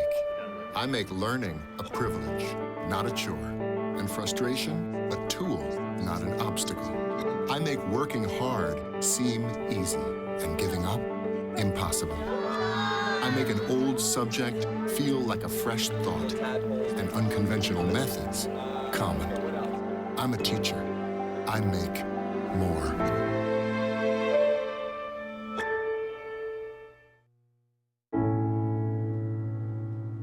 I guess sometimes things just happen. Devastating things. Your whole world changes in an instant. That's what happened to me the day my mother had a stroke. I'm Paul George, and I want you to spot a stroke fast. F, face drooping. A, arm weakness. S, speech difficulty. T, time to call 911. Protect the ones you love. Spot a stroke fast. Welcome back, everyone, to the 2017 Open House live stream for Mustang News. Brian and I actually are joined by some more awesome guests at Cal Poly. So here we have the Open House chairs, Brian and Rebecca. Thank you guys so much for coming. Yeah, no problem. Thanks for having us. Awesome, yeah. So let's just jump right in. I mean, it is Open House weekend. I am shocked that you guys are even here, that you would find the time to talk to us. We're so glad. So can you just tell me, like, how's it going so far? How is Open House going? It's been pretty crazy. We've had a lot of guests that we've interacted with. It was raining yesterday, so that was a whole thing. But it's been really good. It's been really fun. Mm-hmm. Yeah, our whole committee, we have a committee of 26 students, including ourselves. We've been working really hard to put it all on. We got here at 5 a.m. this morning, 5 a.m. yesterday, and we've been making it all happen, and it's been going super well. I think everyone's enjoying it. It's probably like the best one I've seen so far in my time here at Cal Poly. And Rebecca, you talked about how we've had rain, obviously. What have you had to change because of that? Like, what hurdles have you had to leap over? I'm sure there's a few. If you want to just touch a little bit on that. You guys immediately start laughing. Yeah. So a lot of our Friday events were actually outside and planned for outside, or partially outside. So our check-in was supposed to be outside, so we had to quick change and move that all inside and make sure that our guests weren't getting wet or trying to get them from places as fast as possible. We had Friday Night Invite last night, which is kind of like a big social. We bring out a DJ for our admitted students, and we had to move that inside. So just kind of rolling with the punches and seeing where we can move people and get them places dry. Awesome, awesome. So when did this whole planning start? Yeah, we were hired last year in like May, probably like 3 weeks after Open House last year. We jumped right into it. We started planning with our professional staff advisor, Nate, and like deciding what we wanted to do. And then in June, we hired our 6 leads for our subcommittees that help us manage the entire committee. Worked over summer, and then in fall we hired our whole committee and just jumped right into it. And why did you guys get involved? Like why did you guys get involved in this huge project? Yeah, so for me, I've been doing stuff with new student transition programs. We also do like WOW and Open House since my freshman year. And this is my 3rd year on the Open House committee, and I just really love it. And Open House is one of my favorite weekends of the school year. Open house is the reason I came to Cal Poly. I think a lot of students here end up saying that too, but I was 100% ready to go to a different school, and I came here and it changed me in a day. So it was incredible, and decided I wanted to get involved in that. So. A little bit earlier about how this is one of the best ones you've seen yet, and is that true still with the rain? Like, were that you guys have put in that much planning that we can still withstand like this? Yeah, I think so. We had over 11,000 people RSVP for the event, and we saw a very good turnout. In our university welcomes yesterday, they were pretty packed, and it seemed like all the guests were enjoying it. Everyone that I talked to was like super excited to be here, and the rain brings you down a little bit, but in SLO here, it doesn't rain that often, and everyone knows that, and today's just such a beautiful day that it really makes up for it. Shine, people still want to go to Cal Poly. That's definitely true. That's definitely true. So, do you guys have like a favorite part of the weekend? Like, what's like your guys' favorite event? Yeah, I really like the parade that we did this morning. It's really cool to see all of the student clubs come out and have the floats. We've really been pushing the floats this year, so we had a lot of cool floats. The logging team did like something with chainsaws where they were cutting off of logs like in front of the guests and then taking pieces of this giant log and like giving it to children that were walking by. The preschool learning lab had a bunch of preschoolers on there, and they sang a song for people. Oh, wow. It was super cool. That is awesome. Yeah, what about you? Definitely Friday night invite last night. Inside, it was kind of cool because everyone was kind of just hanging out. We had a DJ out there, so everyone was dancing. And it was cool to see our committee interacting with the potential new students because at first they were kind of just like, oh, we don't really want to dance, and just like hanging out and just like too cool for that. And then by the end of the night, everyone was dancing and just having a great time. So really cool to see that interaction and see our committee's work pay And off. can you guys elaborate on that interaction you have with the new students? What do you guys do to make them feel like welcome? Because I remember when I went to Open House, I was scared. I stood behind my dad. I didn't really want to talk. They toured me through this exact building. I didn't want to talk to anyone. But how do you make them feel more at home? I think our whole committee, basically we train a lot on customer service, and it's all about making the guests happy and just interacting with them, having that conversation with a student and supporter that maybe isn't a lot to them, or isn't a lot to you, but it means so much to them, and like actually getting that one-on-one interaction with everyone. And when someone stops you as you're driving a golf cart across campus because you have somewhere to be in 5 minutes and they have a question, you stop and answer their question and help them. I think it really, really goes a long way. So you guys have been talking to students all weekend also then? Yeah, definitely. I've talked to a lot. There was actually one that saw me the other night and was like, oh yeah, that speech you gave earlier, super good. Like, thanks for giving that. And I was like, cool. That's super cool. Like, thanks so much. So it's been really cool. Yeah. So what have you learned from this whole experience? What would you recommend to people who are going to tackle this beast next year? I would have to say that it's nothing like you expect. I didn't expect any of this, but I think it's turned out in the best way possible. Working with Brian and the rest of our committee and finally getting to this event, there's been some bumps in the road and like little things that we had to get through, and it just, all the hard work that we put in really pays off. So just knowing that your end goal and setting that end goal for yourself and knowing that interacting with students and maybe shaping someone's Cal Poly experience from day one could be really cool. Yeah, and so you're having these interactions on day one. Do you feel like an added pressure to be the face of Cal Poly to these new set of students, or do you just enjoy it and it's just a normal interaction for you guys?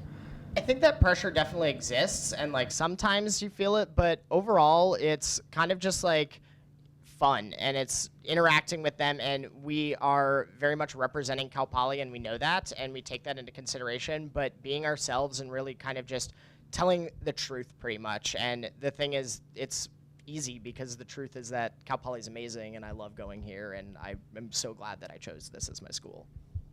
Well, it's been great having you guys Thank in you the guys studio so much today. for coming in. I'm sure you guys are a little bit busy for the rest of the day. I'm going on a limb there. Well, Brian, Rebecca, thanks for coming in. We'll be right back after these short messages. Stay tuned. Hey, this job looks perfect. It says you need people skills. Check.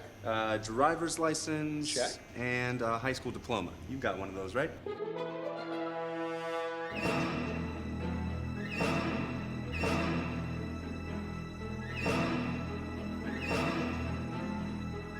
Skip the drama. Get your diploma. I got that. You are good to go. Take that first step towards a better future. Find free adult education classes at finishyourdiploma.org.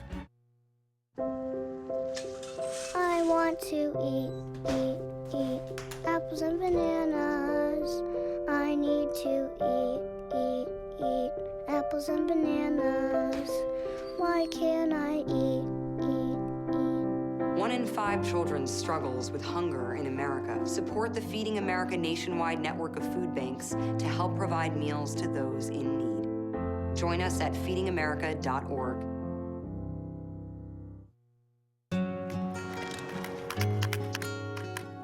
I wish I was in school. If only I had a math test today.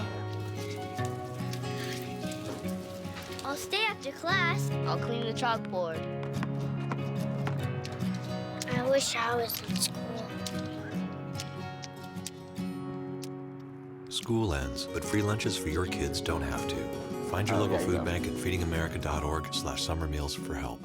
Welcome back, everyone, to the live stream for Cal Poly's open house. We're actually going to start talking a little bit about Cal Poly Arts. Arts is a huge part of the Cal Poly campus. Just recently, Orcas Dance Company, a dance company on campus, actually performed their 47th annual, 47th annual dance concert, Synergy. Our reporter, Gina Randazzo, actually went to the concert and checked out what it was all about.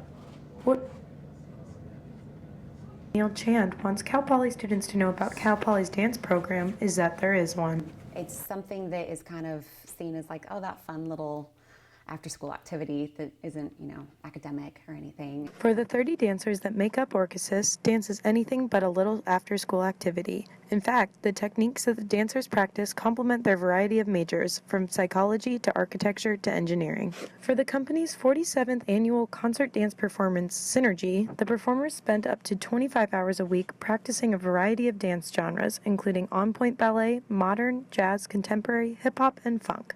The show will consist of 12 pieces, 5 of which are choreographed by Cal Poly students. Aerospace engineering sophomore Elizabeth Hawkinson will be performing in several of the pieces in Synergy. She said that dance has helped her better understand complicated concepts within her major. Because taking my physics classes, there'll be concepts that I already have a really good real world connection to. And so they'll click a lot better with me because I'm that's when I turn or momentum and things like that. McNeil Chand added that these different perspectives prove attractive to employers too, as so much of dance is about the creative process and teamwork. You haven't just drawn space, you've actually lived space. You lived line. You understand texture and depth and art and the creative process. In order to change some people's perspective on dance as a serious field, McNeil Chand and other directors aim to up the rigor of the dance program at Cal Poly. To see the Orcasis dancers in action, tickets to Synergy can be purchased through the Cal Poly ticket office. Gina Randazzo, Mustang News.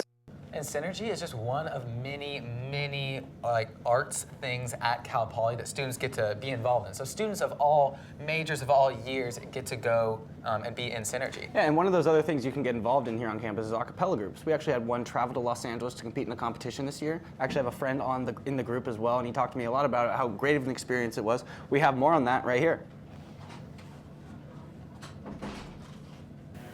I believe this year 17 groups from colleges up and down California, maybe Oregon too, have sent in audition videos, and we were one of 6 to be chosen.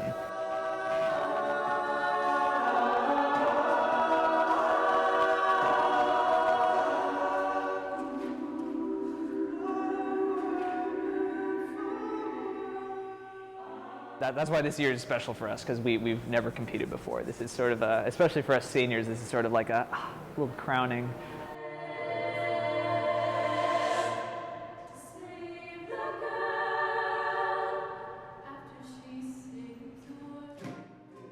these rehearsals leading up into Laugh are pretty specific. We're practicing performing, we're practicing our choreography, everything that needs to be a part of an a cappella competition. For us to be competitive in any way, that's just the way it works. So when you're step touching, imagine your toes being glued to the ground, or just your heels. This is my last year in the group, so I'm just proud, like immensely proud that the group is going in like an awesome direction next year, and this is just gonna like springboard. This is gonna define the group for the next couple of years.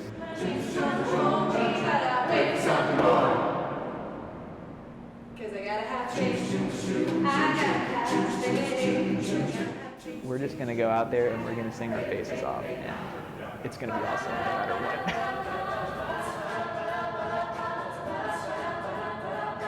So that's just one of many a cappella groups on campus. I know a lot of students also form bands together and stuff like that. There's actually a girl in the group, Leah, and she was also part of Mustang News, a big reporter here, and she was one of the main players in getting this HD studio, so thank you, Leah. Yeah, thank you, Leah, an integral part, definitely. Definitely.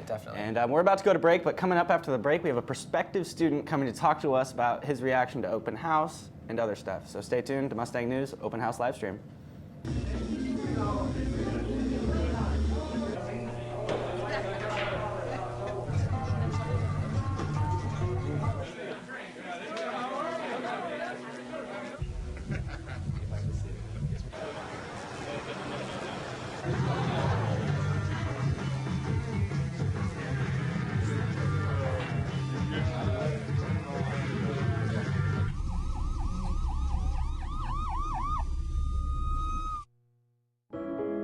Taking care of a family member can lead to plenty of questions. Fortunately, there's a place to get the answers, for them and for you. Find articles, tips, and tools from experts and others who have been in your place. The Caregiving Resource Center at aarp.org/caregiving.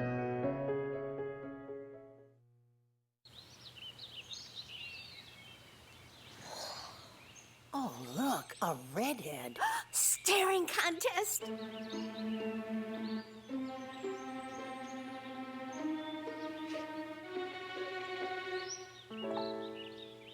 You still got it. I know. Come alive with the forest. The dad was cute. You were looking right at us. Visit discovertheforest.org to find a forest near you.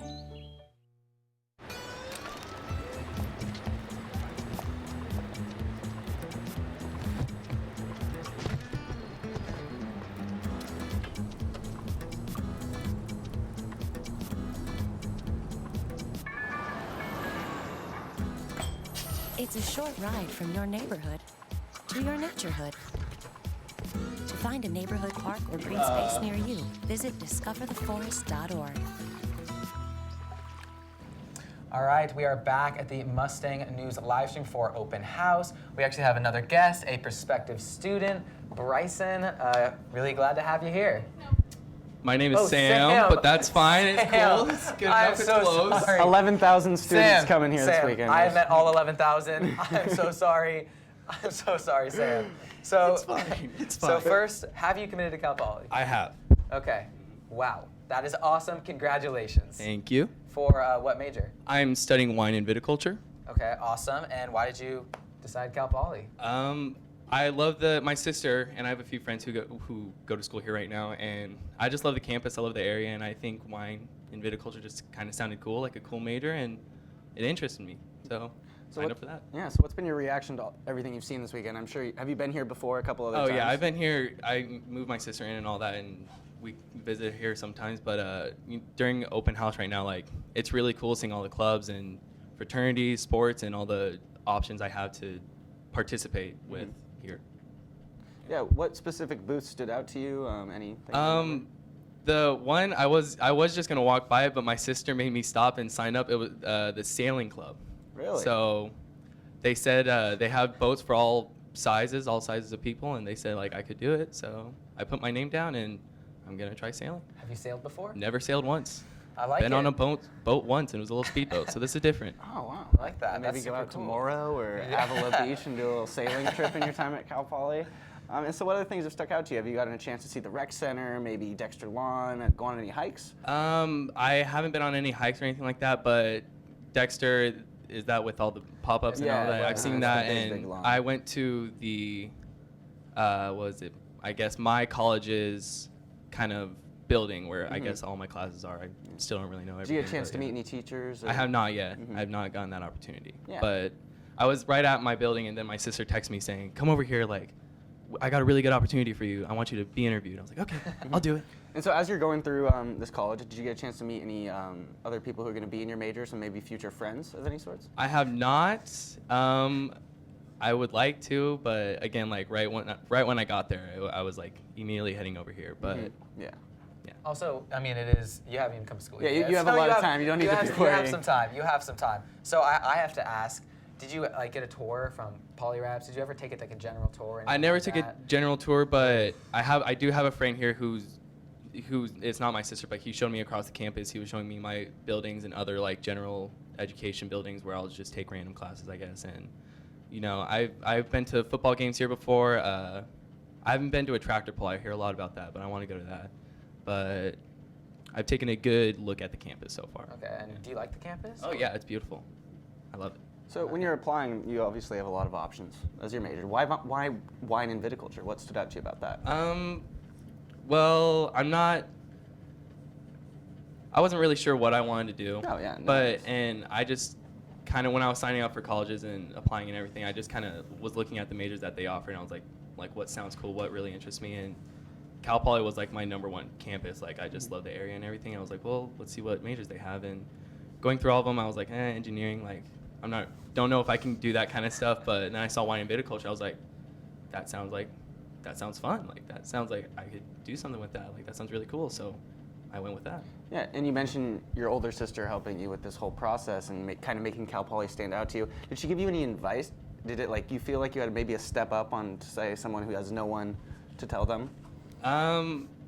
Or is it just talking to your sister? It was, yeah, pretty much. It was just her, it was her just saying, you should apply. Like, I got in, you could probably do it too. And I was like, I mean, I don't know if I'll really get in, but I'll apply. But well, here you are. I'm here. All right, well, you got in. I'm here. Coming. That's all that That's matters, awesome. yeah. So we got to ask, what are you most excited about? Honestly, just meeting new people. I've been going to school with the same people for 12 years now, and I just want to do something new. I want to go somewhere else. So that's what I'm most excited about. And then on the opposite side of that, what is your biggest fear? Leaving home and going to Cal Poly? Not really. I mean, I'm from Bakersfield, which is 2 hours away. So if I ever get homesick, that's not a hard. I guess maybe I'm gonna say eating. I can't cook, and I guess I can't cook in the dorms or anything. I still but can't cook. Yeah, you can get really good deals at Food for Less on microwave taquitos and DiGiorno pizzas. Yeah, that's what I'm gonna go for. Days. Yeah. Well, all right. Thank you so much for joining us. Thank you so much, Sam, for joining us. It's great to hear from a prospective student, and actually a committed student. Yeah. All right. Well, we'll be back from break in a bit. Thanks for joining us. That's the one. I will not be news today. I will not make another push to be the first man in space with frosted tips and a puka shell necklace. And I will not go viral when my terror is caught on camera when I finally realize that in the vacuum of space, no one can hear you sing. I'm Lance Bass, and I will not be trending today because there is a much bigger story that needs to be heard.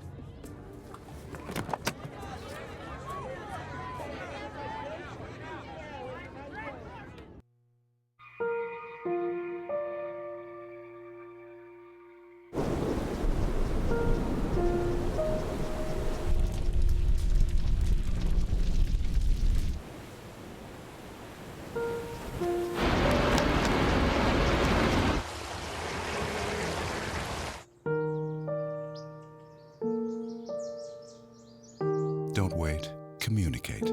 Make your emergency plan today.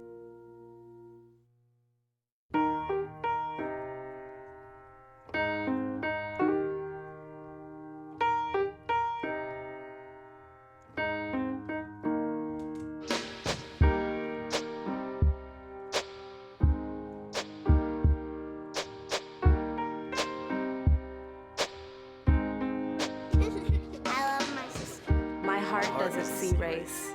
Love is love.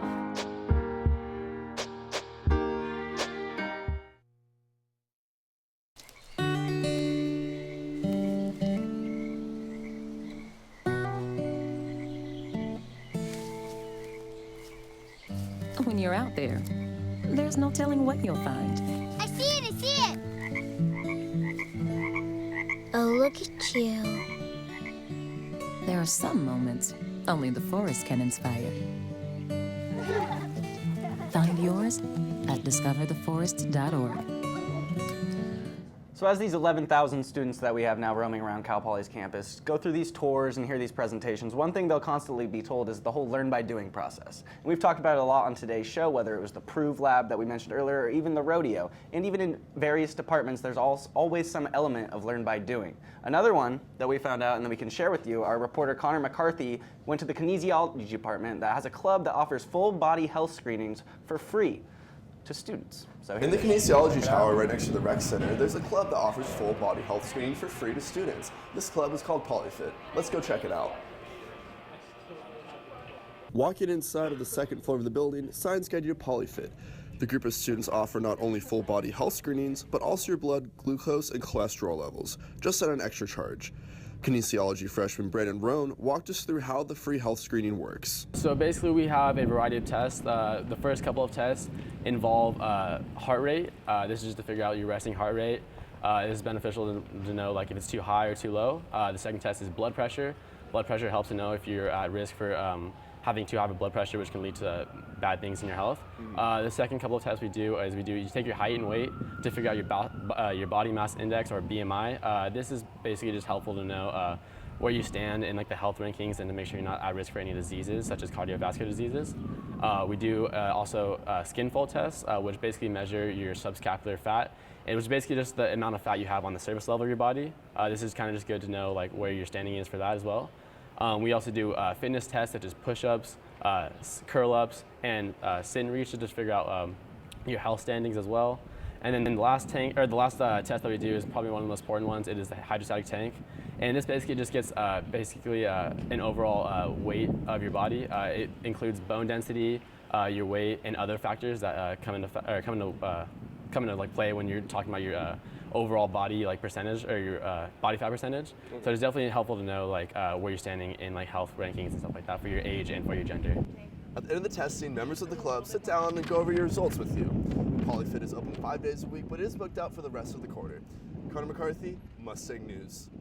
San Luis Obispo is often talked about as one of the happiest cities in America, Michael, but it also is one of the healthiest because of reasons like this that we see on campus. We also have a very nice recreation center that offers free personal training sessions to all new members, including students. A lot of people don't know that, and free fitness classes, so stuff like that. And then they work with the kinesiology department as well to help students be more fit. That's right, yeah. So to talk a little bit more about the rec center, so we do have the biggest rec center west of the Mississippi. Now, if you can believe that, it is very, very true. We have 6 basketball courts, we have 6 racquetball courts, we got weight rooms, we got Olympic-sized swimming pools. Open all the time. We have 6 a.m. to midnight on weekdays, 8 a.m. to midnight on the weekends. It's open during all breaks. I actually worked the day after Christmas, so I know it's open. Yeah, just a lot of opportunities for students there. You can really get involved in whatever you want. And jobs as well, as Jana, the ASI president, mentioned earlier. That's right. Brian, I have to ask you, what is your favorite part of the rec center? Everyone has their favorite part. I'm a pool guy. I like to go lay out by the pool, I would say. Same with me. And then some nice sand volleyball courts out there. And when it's sunny, yeah. I will say that those beach volleyball courts, awesome. Best, second thing at the pool is the whirlpool. Let's say you've had a long day. Underrated. You want to be in the pool, but you don't want to actually swim around, or like actually have to work it all. You hop in there, it'll just take you around. Cal Poly will do that for us. And completely free with tuition. Included in tuition. So that's something that we're very, very proud of, and it's something that has helped a lot of Cal Poly students. Yeah. And I think we're going to head to another break right now, but coming up, we're going to have some more info on the Poly Royale parade that happened this morning and other stuff, so stay tuned to Mustang News. Hey, Hard, what's this? That's my resignation letter. You're resigning. Why? Because you're constantly ignoring me. You're half as active as you used to be, and you get stuff like this. You've been putting me under a lot of pressure lately. That's why I'm ready to quit. I forgot. I'll do better. Please, don't quit on me. Okay, but remember, it's not what you say. It's what you do. Listen to your heart. Don't let it quit on you. Let's go for a walk. Uncontrolled high blood pressure could lead to a stroke, heart attack, or death. Get yours to a healthy range before it's too late. So who's going to do what? I'll pack the dead batteries. Great. I'll only put what I don't need into a duffel bag. Perfect. That's totally unhelpful. No problem. Meanwhile, I will try to comfort everyone by speaking in a calm voice. And who is going to handle supplies? I can forget to do a list for us. Thanks, pal. We couldn't be any less prepared. I'm proud of you guys. Talk to your kids about who to call, where to meet, what to pack. Visit ready.gov/kids for tips and information. This is why you took a second job. While you taught yourself how to fix the plumbing. While you'll do whatever it takes to keep your home. And that is why we want to help. We are making home affordable, a free government resource that can make paying the mortgage easier. Call 888-995-HOPE today. So I've come up with the family emergency plan. Great. What is it? It's difficult to talk about, so I'm not telling you. How will we know what to do? You won't. I'm so glad I won't have to remember anything. And me too. Thanks for this, sweetie. Talk to your kids about who to call, where to meet, what to pack. Visit ready.gov/kids for tips and information. Welcome back to the Mustang News live stream for Cal Poly's 2017 Open House. It has been an absolutely awesome day so far for prospective students and just San Luis Obispo community members. I mean, the Rose Parade. The Rose Parade. The Rose Parade, I mean, oh, people also are learning about WOW. They're learning just kind of about all the different types of events at Cal Poly. Oh, there we go. Here we go. We got some Rose Parade. different parts of the Cal Poly community really get involved in it. You have the Children's Center. You have the tractor pull that we see right here. And then we have a quote from somebody who was involved in the rodeo, or the in parade. the parade. The fraternity that came through when the pool popped. I don't know if you guys saw it down here, but like up near the front of the pool that the fraternity guys were riding popped. And, So that was the Cal Poly Open House Parade, and the coolest thing about that is that a bunch of different clubs and parts of San Luis Obispo community actually come out, showcase what they have to offer. I know that Slow Transit was showing some new buses. I know the logging club actually had like chainsaws that were cutting off, giving them to people in the Yeah, crowd. it was awesome. It was awesome. Preschool Learning Lab, a bunch of preschoolers were singing songs to everybody that was walking by. What a treat. Just a great thing to kind of bring everybody together and show prospective students that we are a very just awesome campus and community. And so we did receive reports earlier of a protest forming on Dexter Lawn about the inclusivity of Cal Poly's campus. We have some video coming up soon about that. This is live. But now in the studio right now, we're joined by Selena, who is the editor-in-chief of Mustang News. Thank you so much for being here. Yeah, thanks for having me, guys. Definitely. So just to jump right in, what is Mustang News? Well, Mustang News is a bigger part. It has Mustang Media Group as well. Mustang Media Group is this giant organization that has a bunch of different portions. Mustang News happens to be one of them. It's the print and online publication part of it, so we produce the content. There's other portions of Mustang Media Group that include Mustang Business, the ones that do all of the marketing for us. We also have CCPR. It's an in-house PR firm. We also have KCPR, and those are pretty much the main branches of Mustang Media Group, but Mustang News does all of the content and everything that you see on mustangnews.net to get all of your news for campus. Cool, cool. And so how long have you been involved in Mustang News? I've been involved since the first day of my freshman year. I was one of those that decided to just go right out the gate because I was really gung-ho. It worked out, yeah. I mean, I guess they liked me. I don't know why I'm here, but I guess they liked me. But yeah. Why did you get involved? First day, like what drew you to Mustang News? I think I just love the idea of journalism, and I wanted to get involved in something that would let me do those things. It would let me get experience. And I thought, well, let's look at the student publication. Went to mustangnews.net. They looked cool. Their content was great. And I thought, I want to be a part of that. So I just jumped in the first day. I was probably like an obnoxious little freshman, but they were like, yeah, she seems persistent. So they let me on, yeah. And so what do you think the advantages of coming to Cal Poly to pursue journalism are compared to other schools around, like with other schools that you were considering? Yeah, so I didn't really learn much about that, like the program, until maybe a month into my freshman year. I learned that our organization, even though we're a smaller journalism school and we're not as, I guess, on the radar as other schools, we actually are really, really good at what we do. We go to different conventions like the Associated Collegiate Press. It's one of the bigger organizations that gives awards out to different news organizations and colleges. And we get, honestly, the most awards. Like this past time, we beat out schools like UCLA and Berkeley for things like design and news stories and breaking news. So even though we're a small organization, we actually do a really good job, and we hold our own with the big guys out there. And could you maybe elaborate a little more on what awards we got this year? Yeah, sure. So I don't know if I can say all of them at the top of my head. That's not me boasting. I literally cannot remember. There's like 23 or something.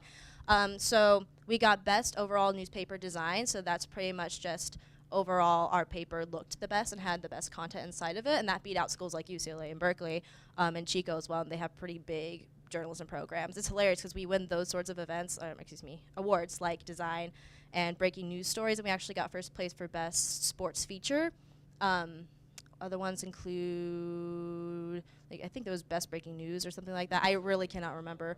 Yeah, I think on the journalism website there's a press release that says how many we won. And if you also go into Mustang Newsroom, building 26, room 226, you can go inside and look at all the awards that are on the wall. Mm-hmm. So you talk about when you come to Cal Poly, your first day, you get involved as a freshman. Mm-hmm. So now it's open house. You have all these prospective students. What type of advice would you give to them as they start their journey through Cal Poly?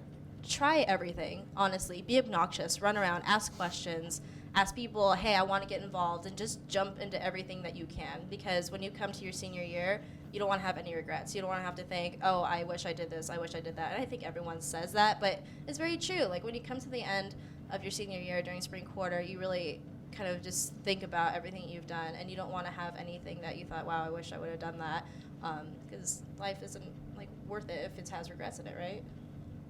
Okay, well, we'd just like to know, I know that you are pretty big in the journalism community at Cal Poly, and so what do you think, where do you think journalism is headed towards the future, and where is journalism today for students that maybe are interested in journalism and they don't really know that much about it? Yeah, I think if you ask anyone in our department or any journalist that you know, journalism now is more important than ever. If you look at things like back in the day with Watergate, like that was the thing that catalyzed investigative journalism and opened people's eyes to the importance of what we do, not just listening to everything everyone has to say. You listen to people who are credible, you listen to people who you trust, and we believe that community is journalists.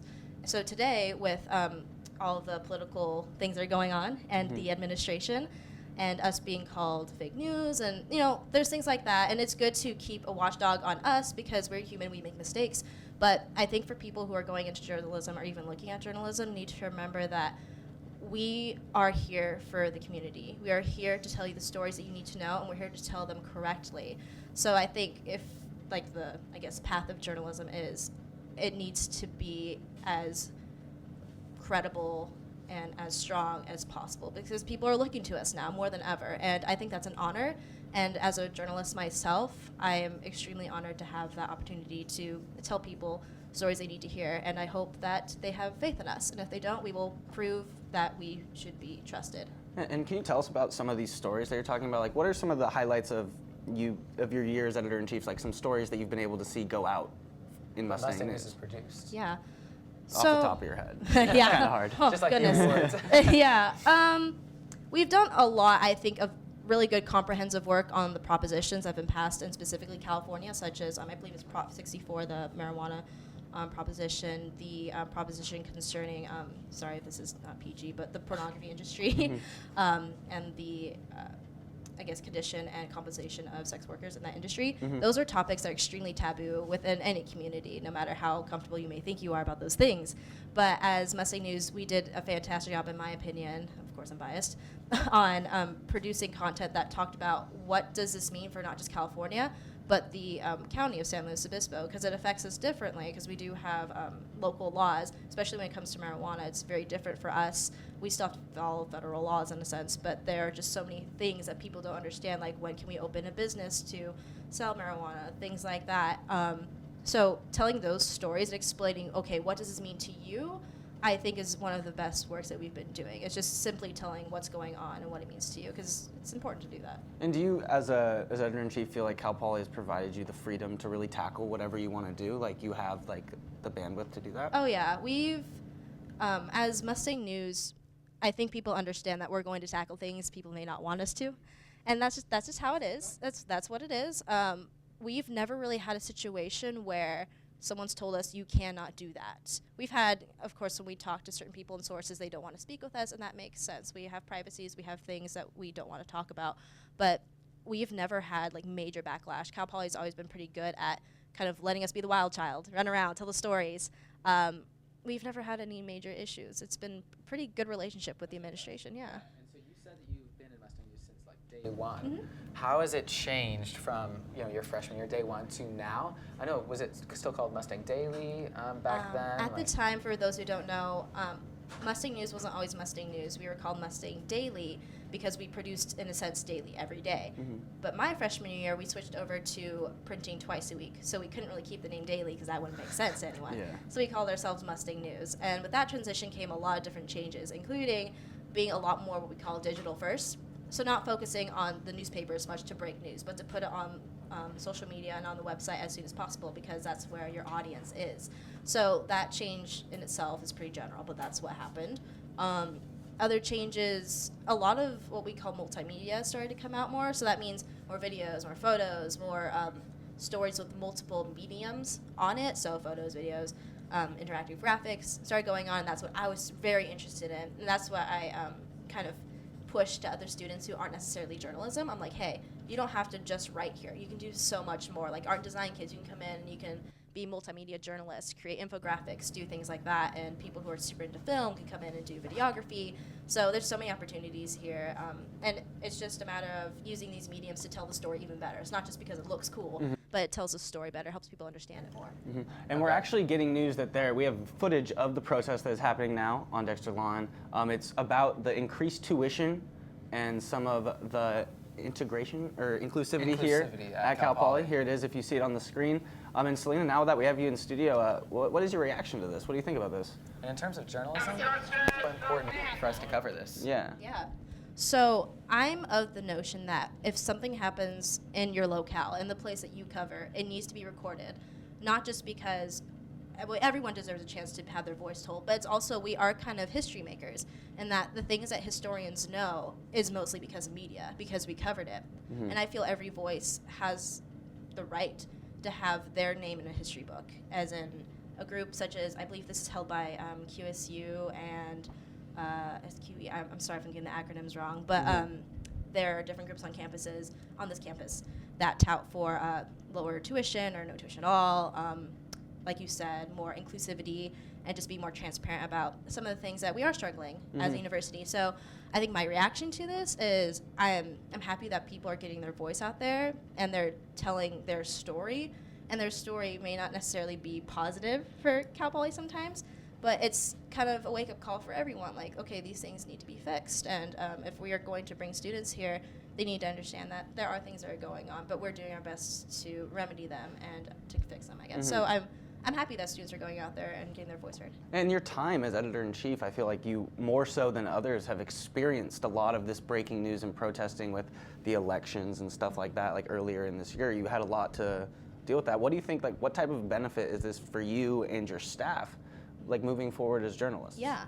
So those of us who want to become professional journalists in the field, this is extremely important for us because news isn't planned. It's not convenient. It happens, and you need to get your butt out there, and you need to cover it. And that's kind of what we learn here with these sorts of situations where we're like, oh, this is happening, send someone out there, get it done. It definitely makes you think on your feet and gets your adrenaline going, but it teaches you not just to go with the adrenaline, but to think straight as you're doing this. And that's difficult for anyone. Like, you can equate it to a surgeon who's working and then something goes wrong. You need to think on your feet and you need to think straightforward, not just like freak out. So that's something that I'm happy our journalists can get a hold of, is just learning how to handle that sort of pressure and to do it well. And did you have to, like, were you a reporter at Mustang News, covering any types of these things earlier in your career here at Cal Poly? Yes, I was. Actually, my first breaking news story was ages ago, about 4 years ago. There was a fire next to what was VG's back in the day. For those who don't know what that is, it's Vista Grande. It was torn down. VG's. Yeah, good old VG's, rest in peace. But it was like a dining hall for students. And I remember I was a freshman and I lived in Sequoia and it was pretty close by. And I got a call from my editor and he was like, hey, there's a fire next to VG's. And I was like, all right. So I ran out there with a camera, little freshman Selena running around asking cops questions. And it's funny because looking back at it, if I didn't do Mustang News, I wouldn't know how to handle that situation. Like asking a cop a question, like what? You don't do that. You don't just walk up and be like, hey, what's going on? But Mustang News definitely teaches you, like as a journalist, you have the right to ask those questions because they are public servants. They are people who protect us, and we have right to ask questions. So I ran out there, asked some questions. A lot of people turned me down, like, little freshman, what are you doing? But I was persistent. It taught me just to get my foot out there and to put on my journalism cap, as people say, and to be assertive. Turns out they don't really know what started the fire, but there was like a Kindle, and then it just put not VG's on fire, but the hill next to VG's was pretty aflame. So we got some pictures and well, thank you so much for joining us in the studio today and sharing that with us, and thank you to everyone who is watching live on MustangNews.net. This is all we have for you. Thank you to President Armstrong, members of the rodeo team, the Prove Lab, the Open House Committee, our incoming freshman Sam. Thank you so much for being here today. You can follow us on Snapchat and Facebook, Mustang News. My name is Brian Robbins. And I'm Michael Frank. Thank you guys so much, and I hope that you guys just enjoy sunny San Luis Obispo.